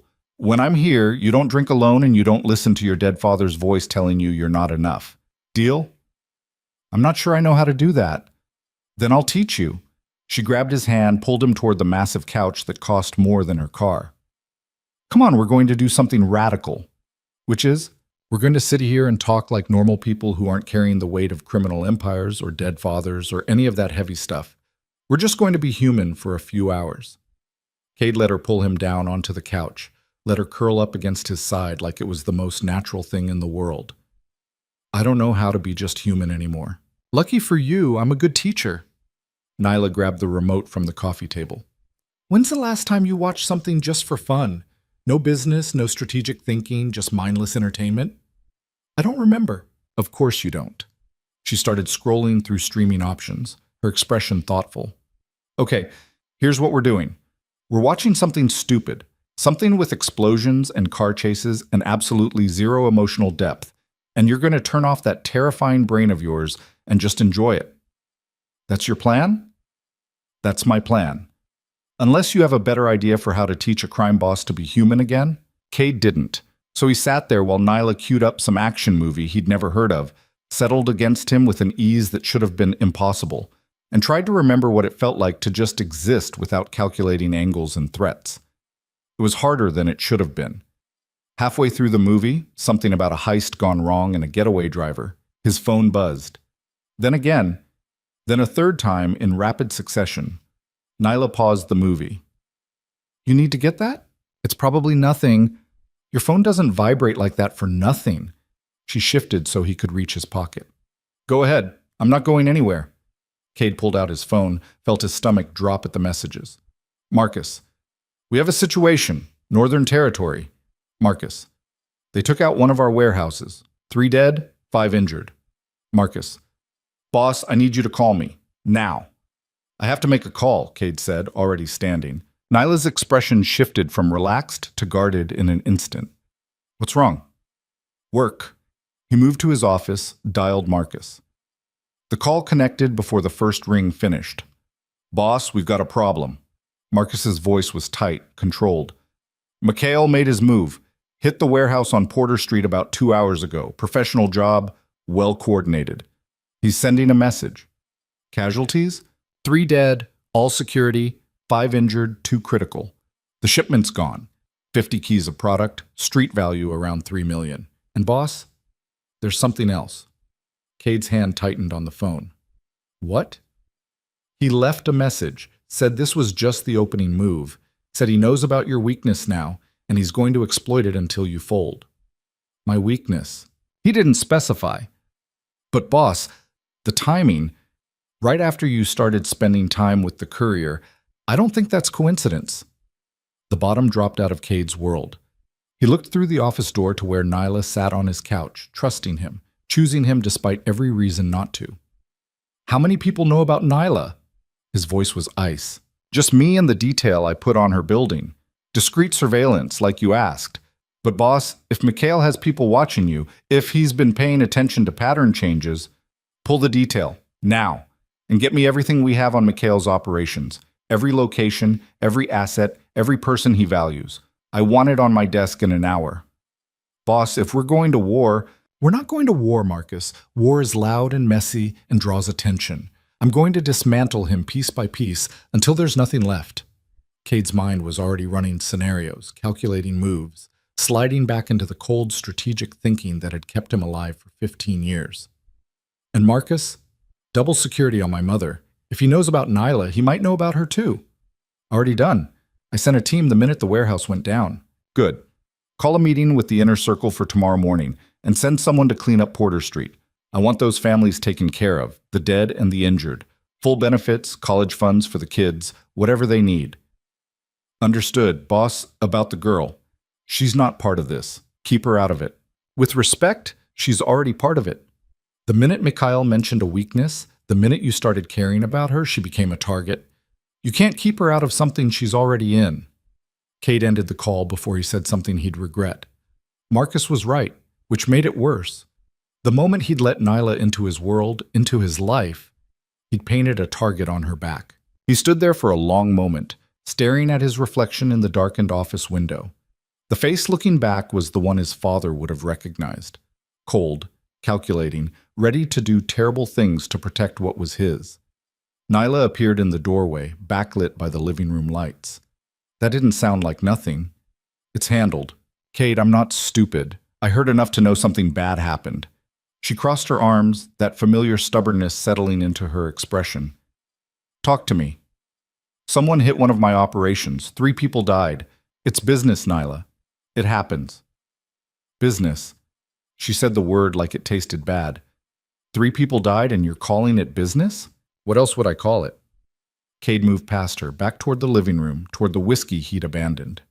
This is my world. Violence, retaliation, power plays. I told you it was dangerous. And now what? You're going to retaliate? More violence, more death, and the cycle just continues? That's how it works. You hit my people, I hit yours harder. It's the only language anyone understands in this world. Nyla followed him, her voice rising. That's not a world, Cade.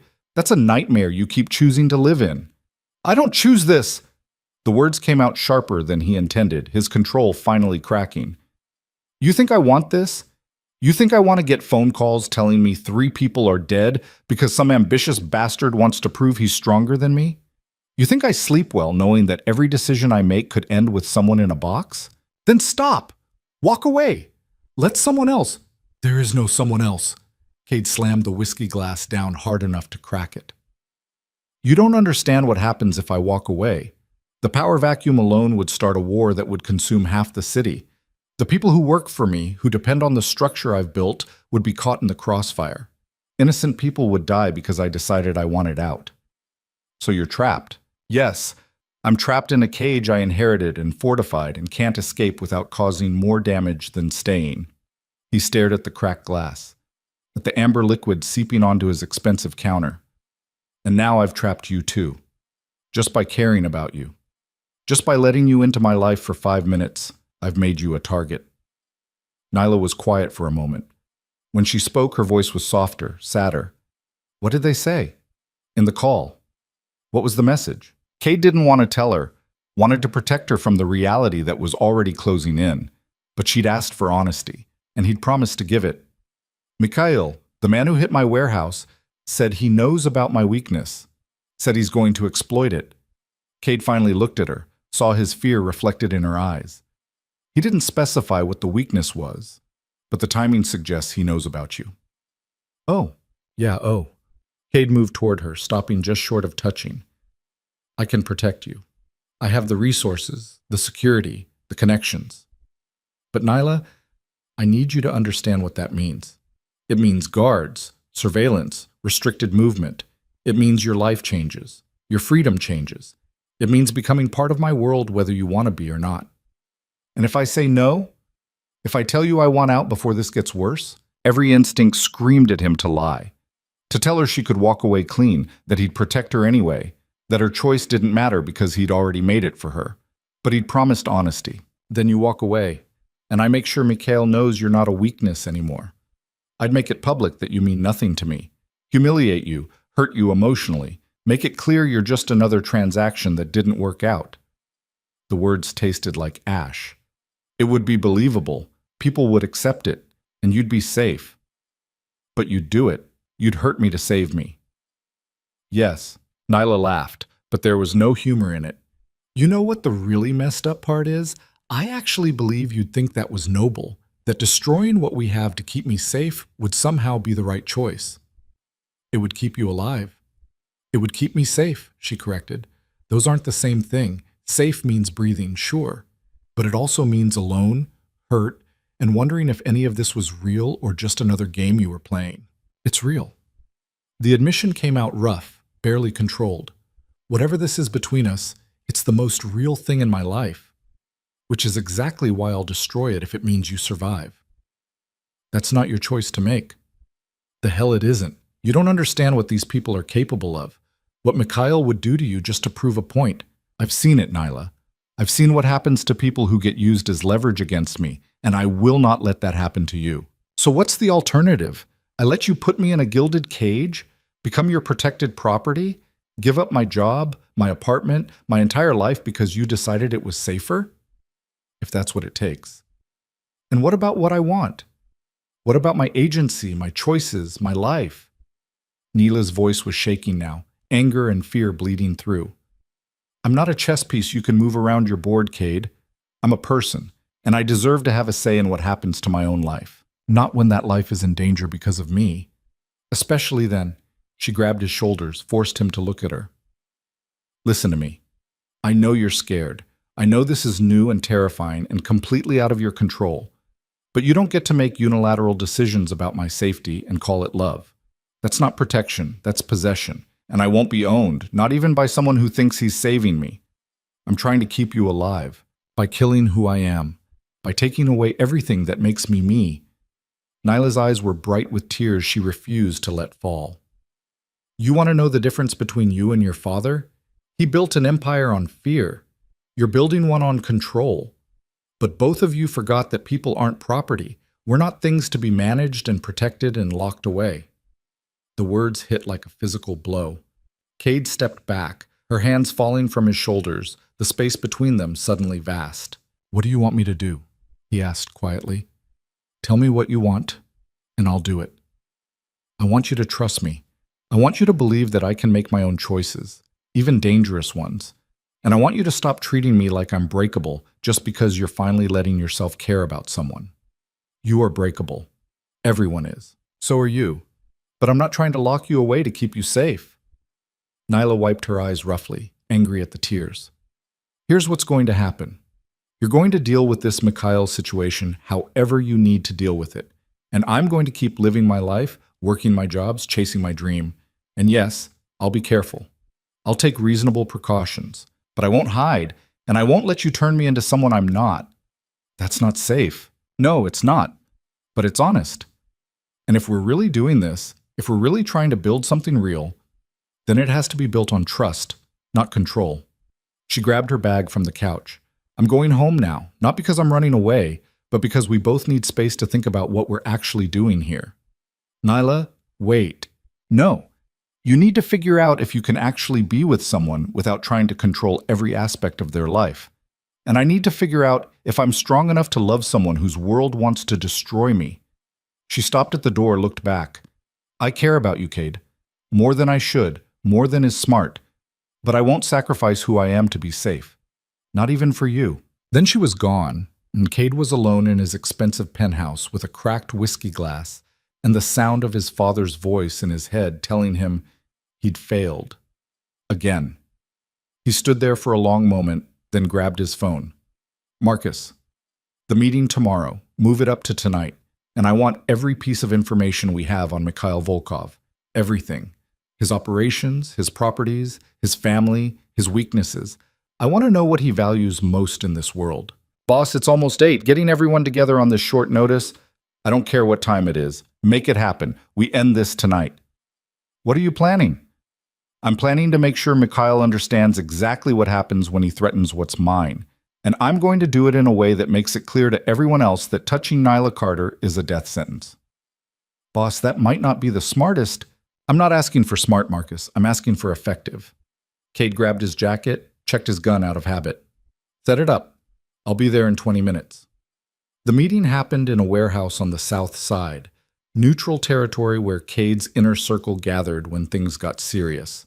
8 men, all of them dangerous, all of them loyal, not because they feared him, but because he'd proven he'd protect them and theirs. Cade laid out the situation in precise detail. The warehouse hit, the casualties, Mikhail's message. What he didn't mention was Nyla. Didn't give them the specific weakness Mikhail thought he'd found. That information stayed locked down, known only to Marcus. So what's the play? Dmitri asked, a scarred veteran who'd served Cade's father and chosen to stay when Cade took over. We hit back twice as hard, make an example? No, we hit smart. Cade pulled up a digital map of the city, marked locations in red. Mikhail's strength is distribution. He controls 3 major routes into the city, uses them to move product and weapons. We don't need to kill him. We need to make him irrelevant. How? This from James, his financial strategist, the one who made the dirty money clean. We cut his supply lines, all 3 routes, simultaneously. His suppliers think he's weak, they'll find new partners. His buyers think he's unreliable, they'll go elsewhere. And his people think he can't protect them, they'll jump ship before he sinks. Cade highlighted key intersections. We have the resources to strangle his operations without firing a shot. We make it economic, not violent. That's not how we usually handle things, Dmitri said carefully. No, it's not. But violence creates martyrs and revenge cycles. This creates failure, and failure is permanent. Cade looked around the table. Mikhail thinks I'm weak because I'm trying to be better than my father. He thinks compassion means soft. So we show him that smart beats brutal every time. Marcus spoke up from the corner. What about the message he sent, about knowing your weakness? He's bluffing, testing to see if I react emotionally instead of strategically. We don't give him that satisfaction. We respond with precision, not rage.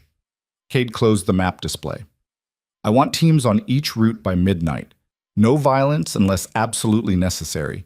We make his shipments disappear, his contacts ghost him, his reputation crumble. By this time next week, Mikhail Volkov is a footnote. The men around the table exchanged looks. This was different from how his father would have handled it, different from what they expected. "You're sure about this, boss?"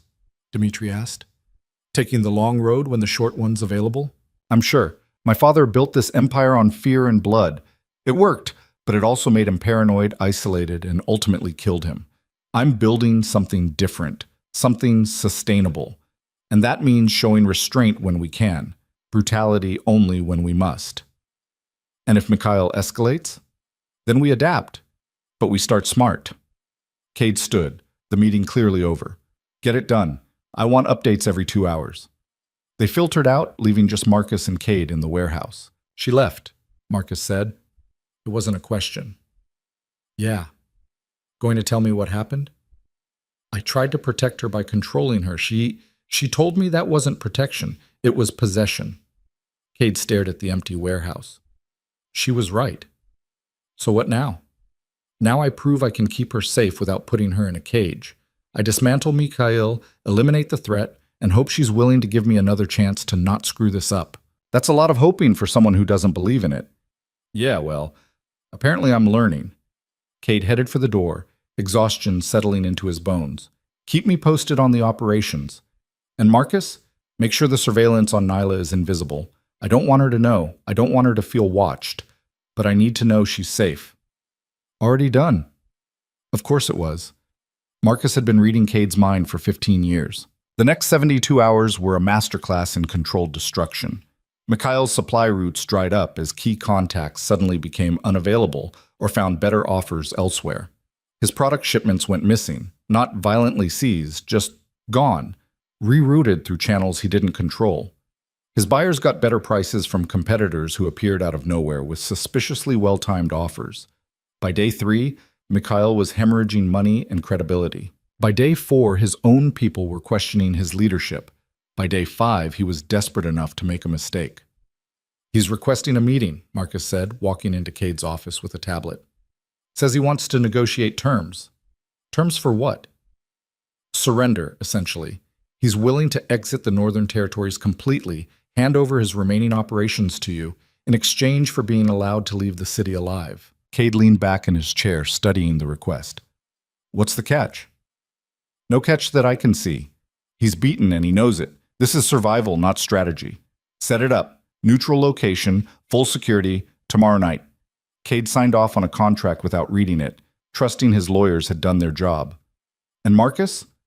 Make sure Nyla doesn't know about any of this. If something goes wrong, I don't want her anywhere near the fallout." "About that?" Marcus set his tablet down. "She's been asking questions. Called my number twice. Left messages wanting to know if you were okay." Cade's chest tightened. "What did you tell her?" "Nothing. But boss, you can't keep her in the dark forever. Eventually she's going to realize that her safety came at a cost, and she's going to want to know what that cost was. Let me worry about that." But Marcus was right. Nyla had asked for honesty, for trust, for agency in her own life. And here he was, making decisions about her safety without her input, fighting battles she didn't know existed. He was doing exactly what she'd asked him not to do. The meeting with Mikhail happened in an abandoned commercial kitchen on the east side, one of Cade's properties that had been sitting empty for months. Cade arrived with Marcus and two others, Mikhail with a similar small contingent.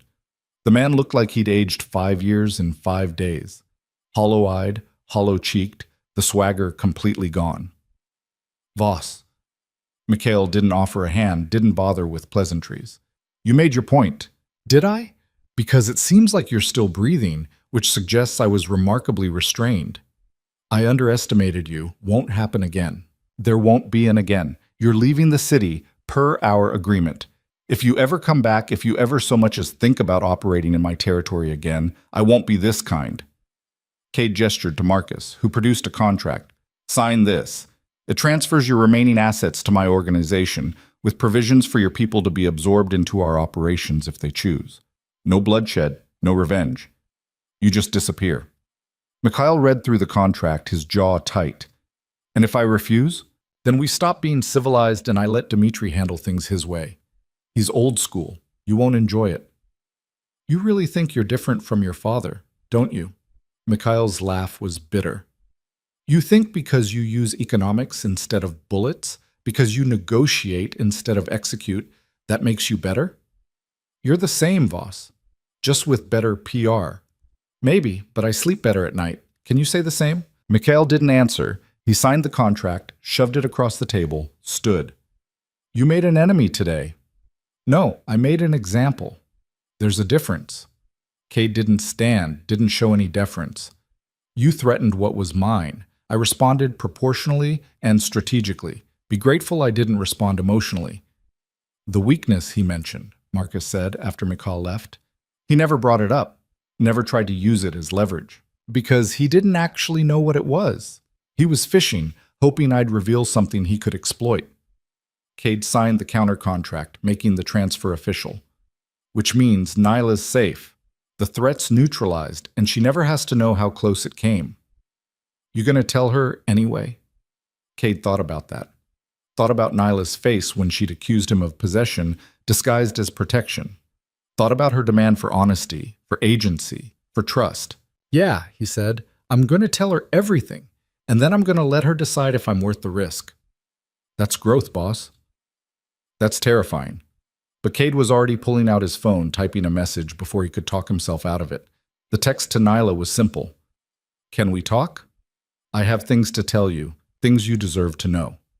Her response came 5 minutes later. Lose 1 hour. Cade showed up early, anxious in ways he hadn't been since his first major negotiation at 19. Nyla arrived exactly on time, looking exhausted and wary and still somehow the most real thing in his life. She slid into the booth across from him without preamble. You look like hell. Haven't been sleeping much. Yeah, I got that impression from the 17 missed calls. She flagged down the waitress, ordered coffee, waited until they were alone again. So talk. What did you need to tell me? Cade told her everything. The warehouse hit. Mikhail's threat. The strategic dismantling of his operations. The meeting earlier tonight. He didn't soften it. Didn't edit the violence or the danger or his own calculated cruelty. He gave her the truth, raw and complete. When he finished, Nyla was quiet for a long time. So you protected me, she finally said. Yes.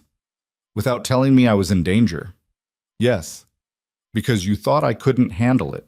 No. Because I thought if you knew, you'd insist on being involved, and I couldn't risk that. Cade reached across the table, stopped just short of touching her hand. You were right. What you said at my place. I was trying to control you instead of trust you. And I'm sorry. I'm sorry I made decisions about your safety without your input. I'm sorry I treated you like property instead of a partner. And I'm sorry I keep screwing this up even when I'm trying not to. Nyla's eyes were bright, unreadable. Are you done? Yeah, I'm done. Good. She grabbed his hand, held on tight. Now it's my turn to talk, and you're going to listen without interrupting. Deal? Deal. I'm not stupid, Cade.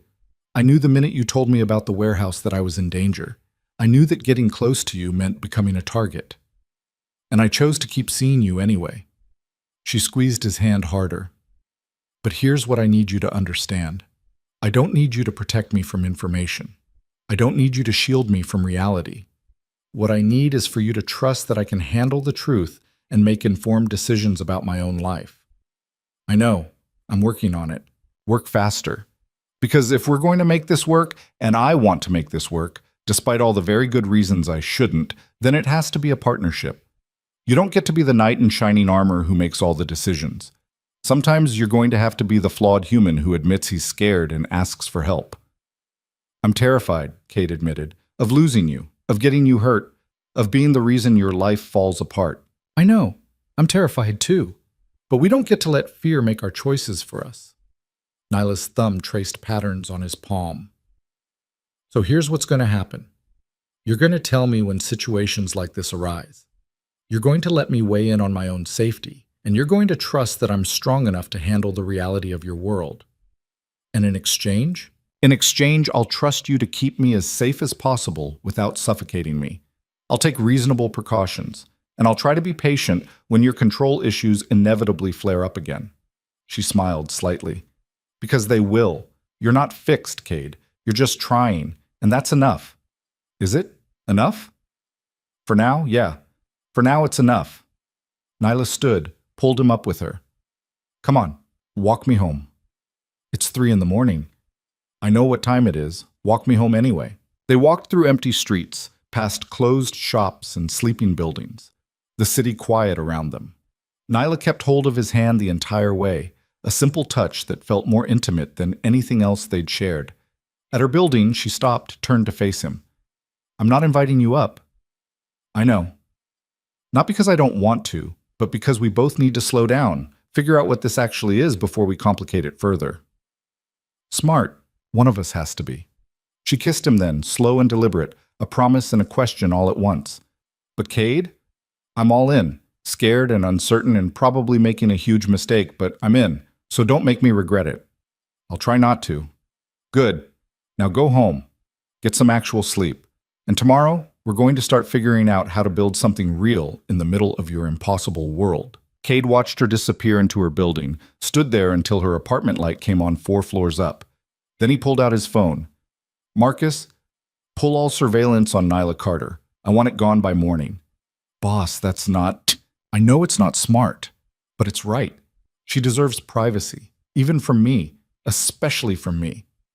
Cade started walking toward where his car waited 3 blocks away. And Marcus, clear my schedule for tomorrow afternoon. I have a business loan application to help someone prepare. The bakery? Yeah, the bakery. Not by buying it for her or greasing wheels she doesn't know about, just by helping her do it right. Cade felt something almost like hope settle into his chest. Turns out there's more than one way to support someone you care about. Growth, boss. Actual growth. Don't sound so surprised. I'm capable of learning. Never doubted it. Just didn't expect it to happen in my lifetime. Cade ended the call, looked up at the sky just starting to lighten with pre-dawn gray.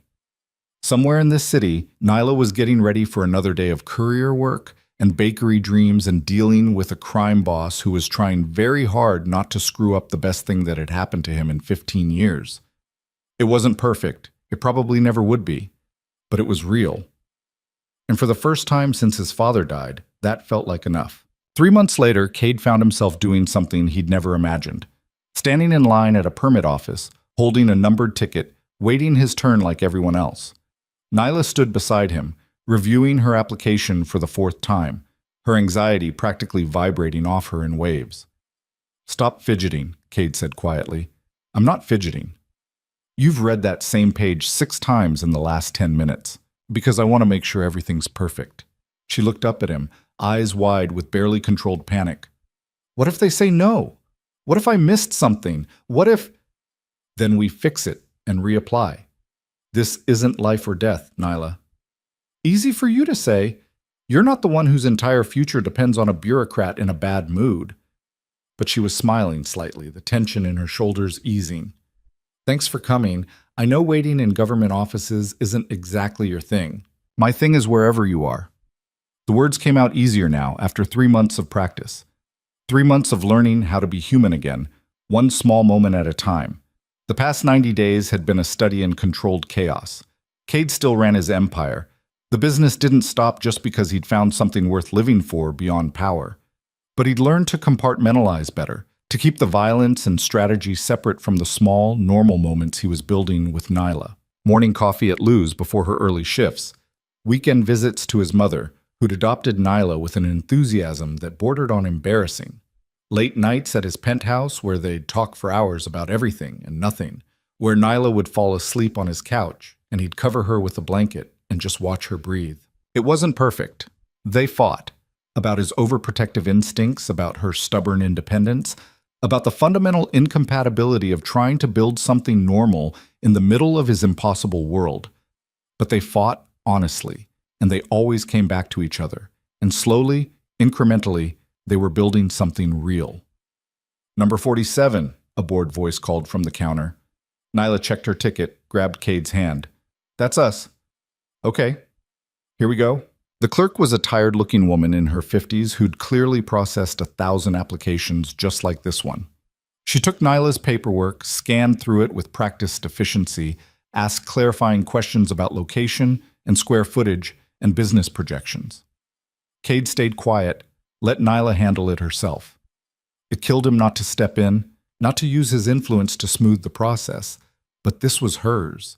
She'd been clear about that from the beginning. "Everything looks in order," the clerk finally said, stamping a form with decisive finality. "Pending inspection and final approval, your permit should be processed within 30 days. You'll receive notification by mail." Nyla's entire face lit up. 30 days? That's it? That's it. Next. They stumbled out of the office into bright afternoon sunlight, and Nyla was practically vibrating with joy. "Oh my God! Oh my God, it's actually happening. It's really happening." Cade pulled her into a hug, felt her laughter against his chest, and thought that this moment of pure, uncomplicated happiness was worth more than every empire he'd ever built. "I'm proud of you," he said into her hair. "I haven't even opened yet."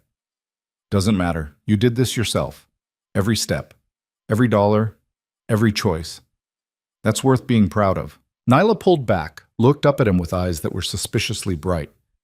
"Thank you for not trying to fix this for me, for letting me do it the hard way. It wasn't easy." "I know, but you did it anyway." She kissed him quickly, pulled away before he could deepen it. "Come on. I need to celebrate with pie and terrible coffee, and Luz is calling my name." They were halfway to the diner when Cade's phone rang. Marcus, which meant business.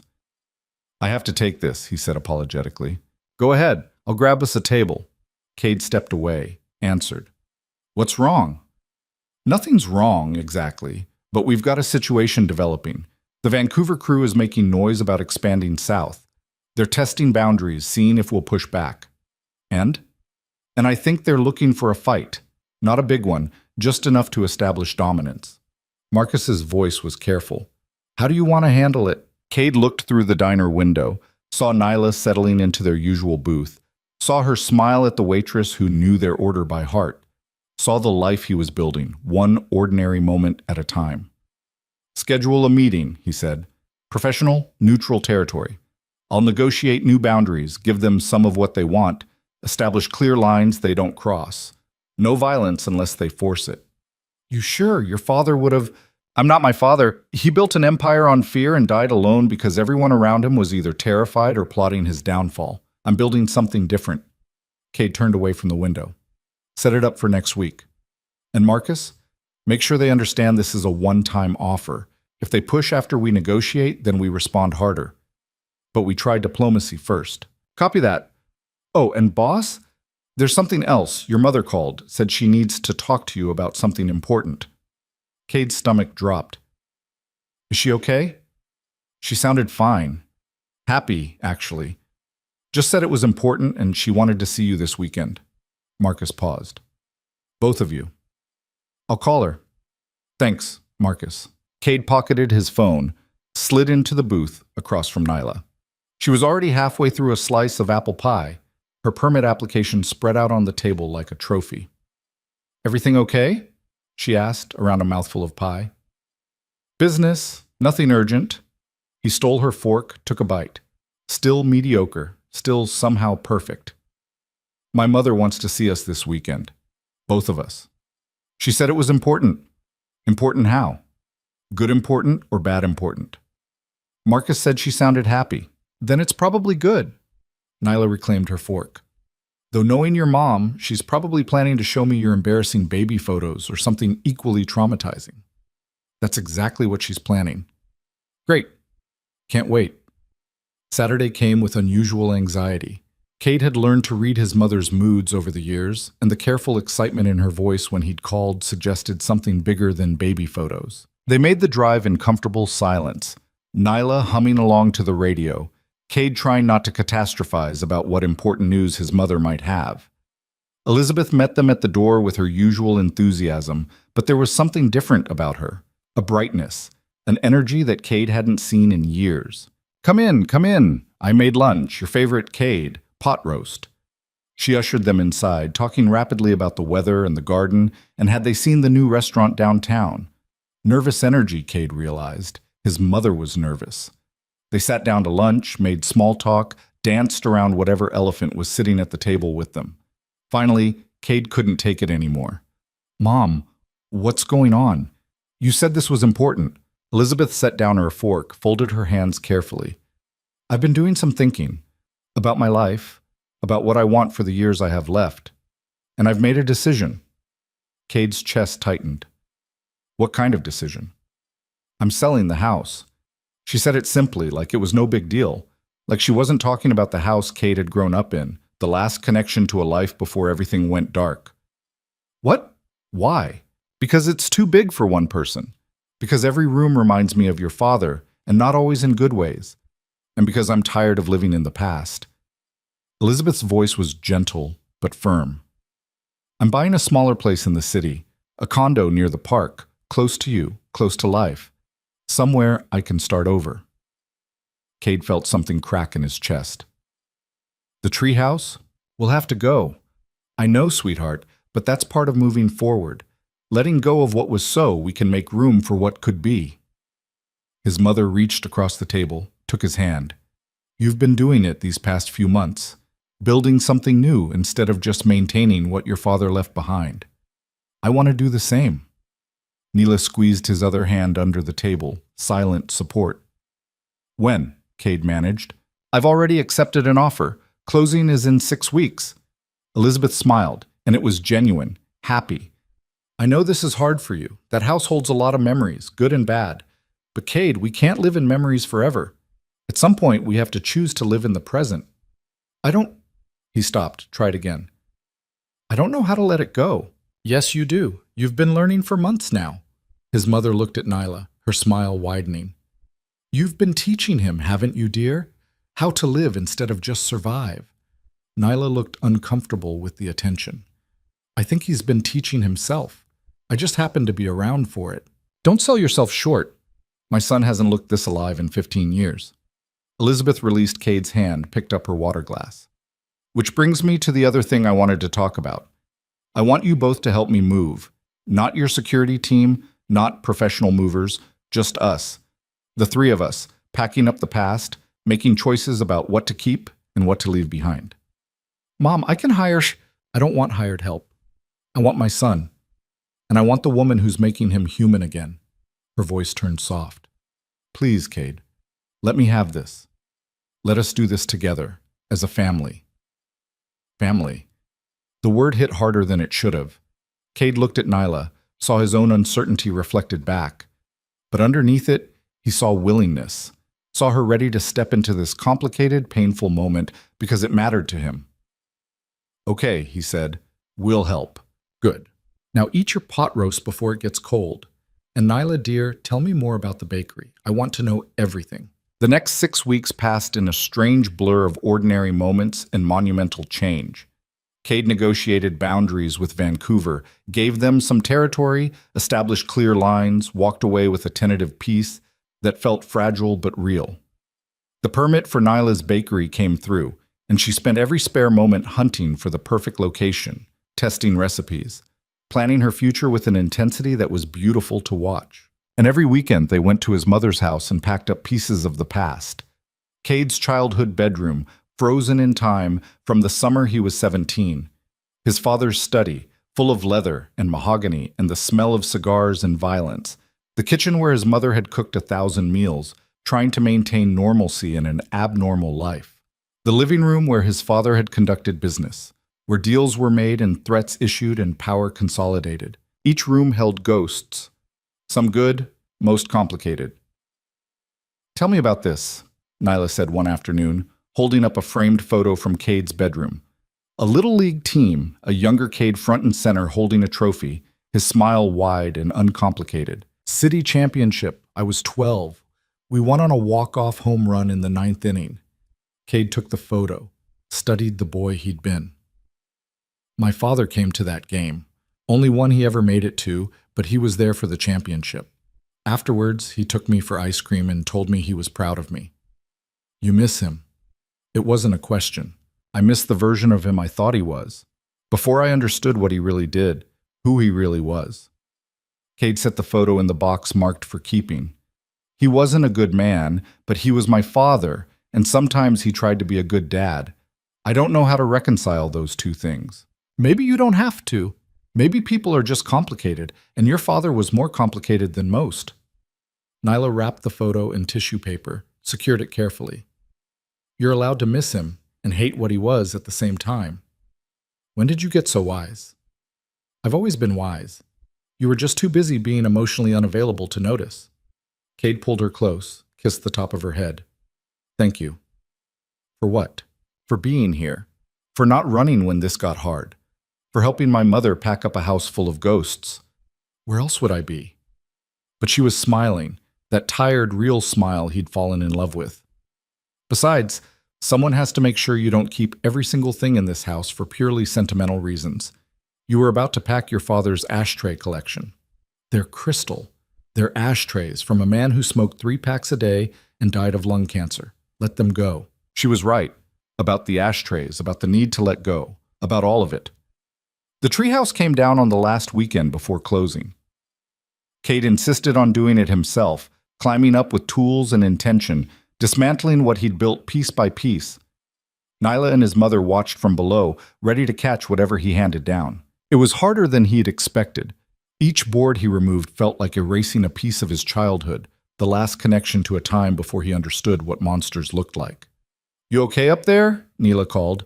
"Yeah, just taking my time." He found things he'd forgotten. A carved heart with his initials and a girl's name he could barely remember.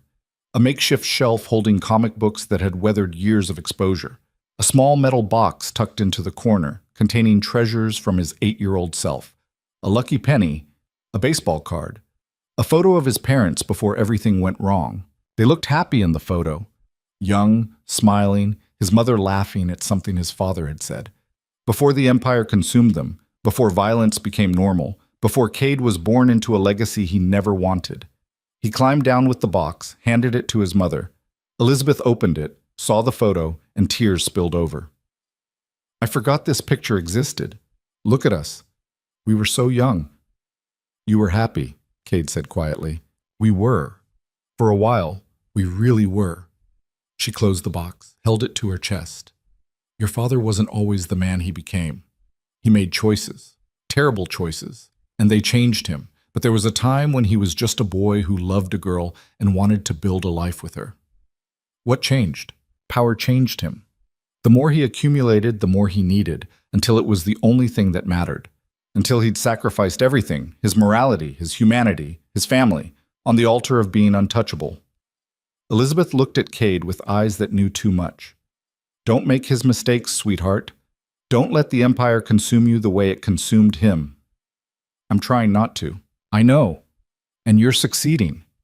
You're choosing love over power, connection over control. You're choosing to be better." She glanced at Nyla, who was giving them space but clearly listening. "Hold on to that. Hold on to her. She's the real thing, and real things are rare in your world." "I know, Mom." The treehouse came down completely by evening. Cade stacked the lumber carefully, told himself he'd build something new with it someday. A bench for his mother's new condo, maybe. Something that honored the past without being trapped by it. They ordered pizza because Elizabeth's kitchen was already packed, sat on the floor of the empty living room eating from paper plates like it was normal. Like they were just a regular family, in a regular moment, nothing complicated about it. "I'm going to miss this house," Elizabeth said, looking around at the empty walls. "But I'm ready to leave it. ready for what comes next. What does come next? Nayla asked. Living. Actually living, not just existing in the shadow of what was. Elizabeth smiled at both of them. I'm going to take cooking classes, join a book club, maybe travel a little. All the things I put off because I was too busy being the crime boss's wife, too busy being afraid. You were never afraid, Cade said. Oh, honey, I was terrified every single day. Terrified your father would get killed. Terrified you'd follow in his footsteps.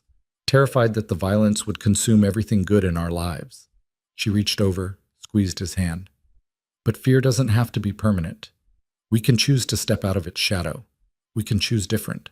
That night, driving back to the city with Nayla asleep in the passenger seat, Cade thought about choices. About the ones his father had made, the ones he'd made, the ones he was still making every day. He'd inherited an empire built on fear and violence. Could have expanded it, could have become even more powerful than his father, could have chosen the path of least resistance. Instead, he was choosing this. A sleeping woman who refused to be impressed by his money, a mother learning to live instead of just survive, a life built on something other than power. It felt dangerous, it felt uncertain, it felt right. But the universe apparently had other plans. The attack came 2 weeks later when Cade was starting to believe they might actually pull off this impossible thing they were building. He was in a meeting with his accountants, reviewing quarterly projections, when Marcus burst through the door with an expression that made Cade's blood run cold. Boss, we've got a serious problem. Someone leaked your personal information to the press. Not just business dealings, everything. Your connection to Nayla, your mother's new address, the whole structure of your operations. Cade was on his feet before Marcus finished. Source? Unknown. But it's everywhere. News sites, social media, forums. They're painting you as a monster, Nayla as your latest victim, your mother as complicit. It's a coordinated hit designed for maximum damage. Mikhail. That would be my guess. One last revenge before he disappeared. Marcus pulled up his tablet, showed Cade the headlines. They were brutal, salacious, designed to destroy not just his reputation, but Nyla's too. Where is she? At the permit office, final inspection for the bakery. Boss, the press is already there. They're waiting for her. Cade was moving before Marcus finished speaking, grabbing his jacket, heading for the elevator. Get a car, now, and get our lawyers on damage control. I want statements prepared, lawsuits filed, everything. On it. Boss, what are you going to do?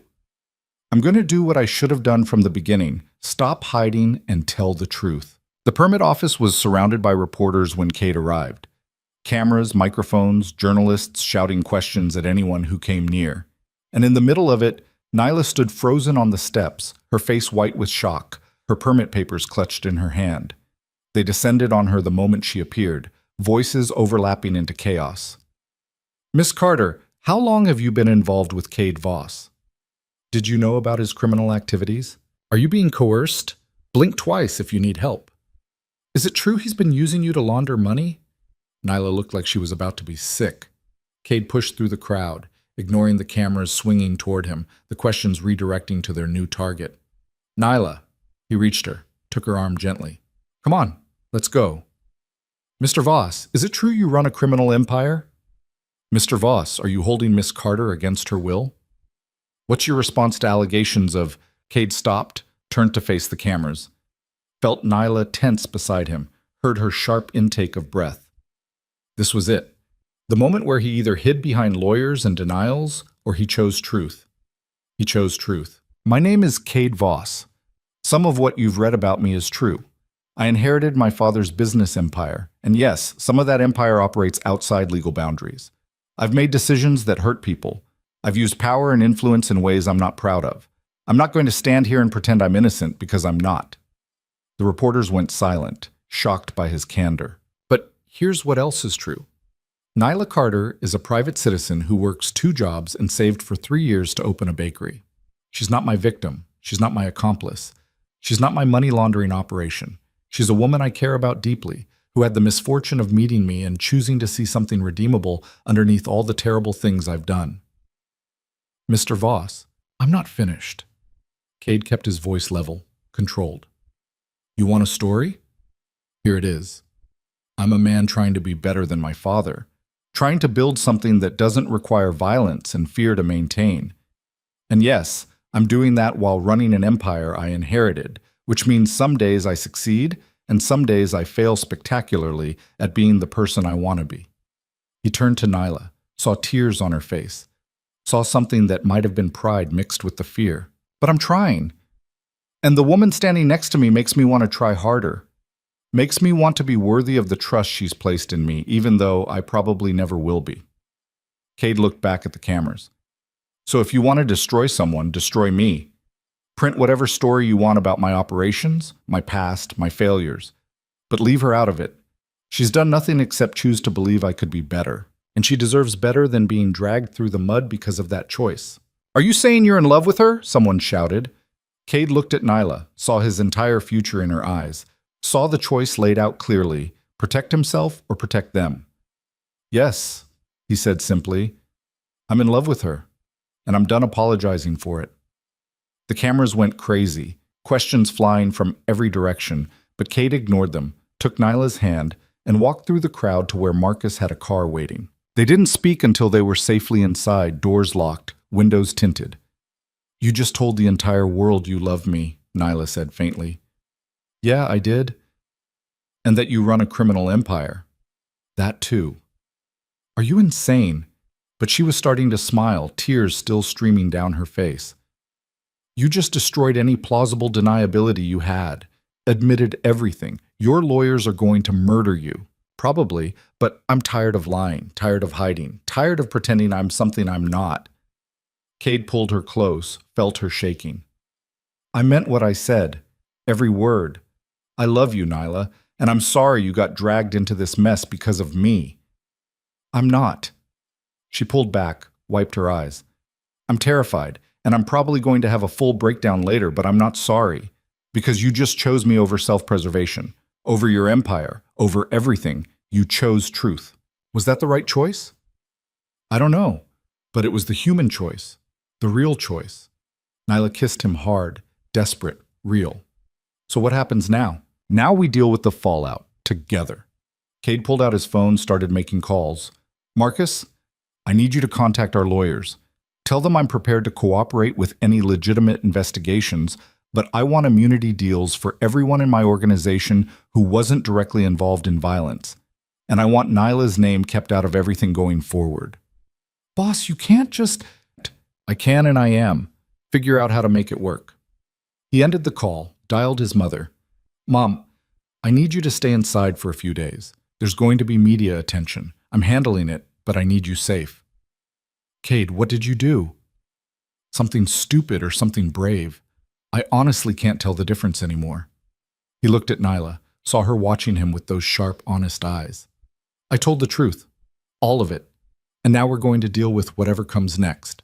I'm proud of you, Elizabeth said softly.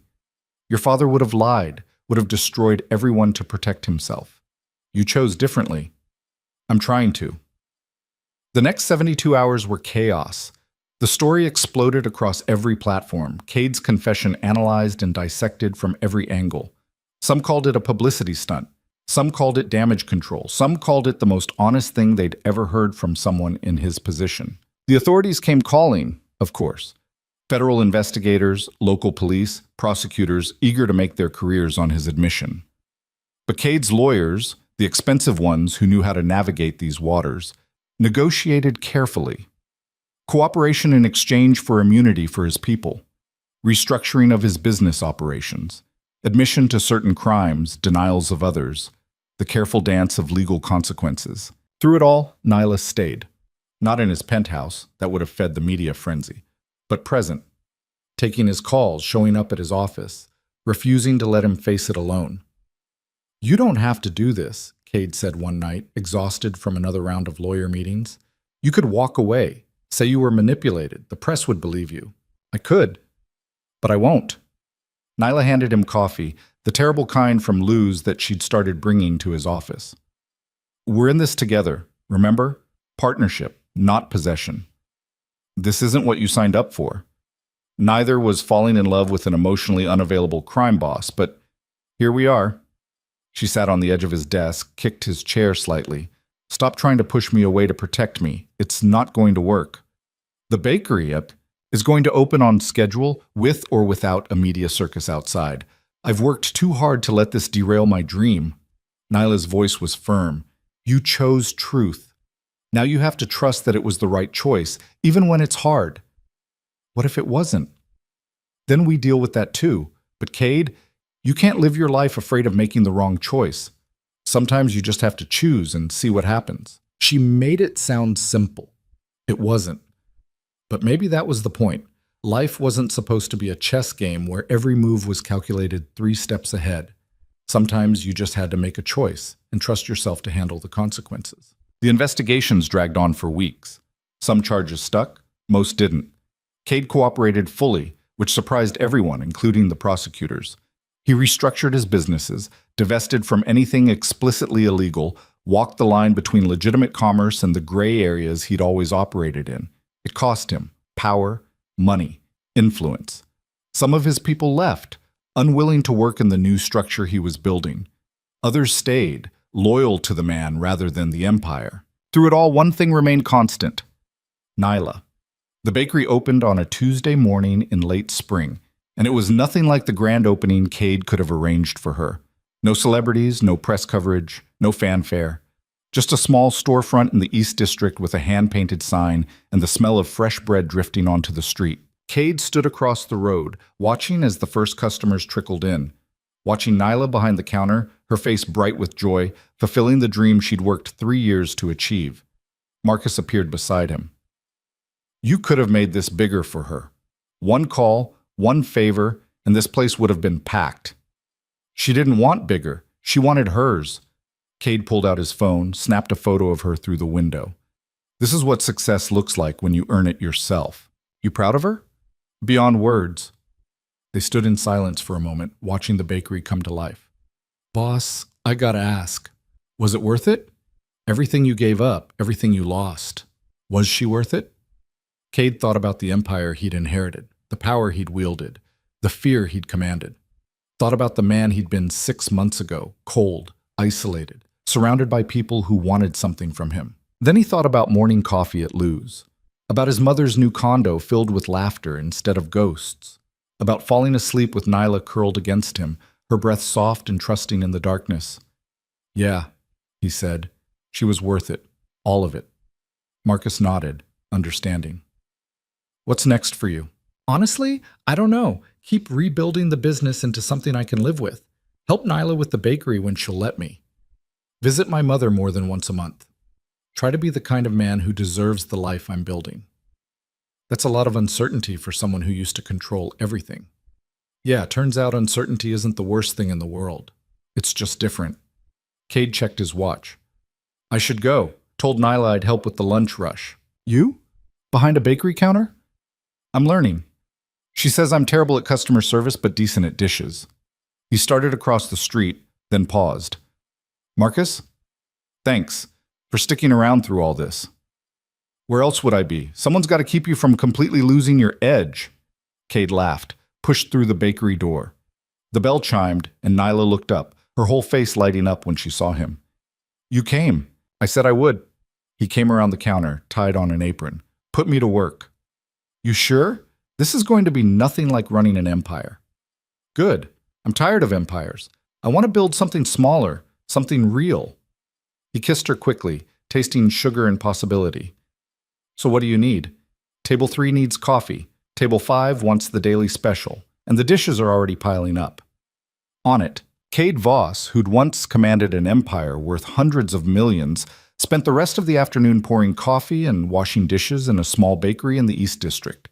And for the first time in 15 years, he felt like he was exactly where he was supposed to be. The evening crowd thinned around 7. Nyla locked the door, flipped the sign to closed, and collapsed into a chair with a satisfied groan. That was insane. Did you see the line? I saw it. You're going to need help if this keeps up.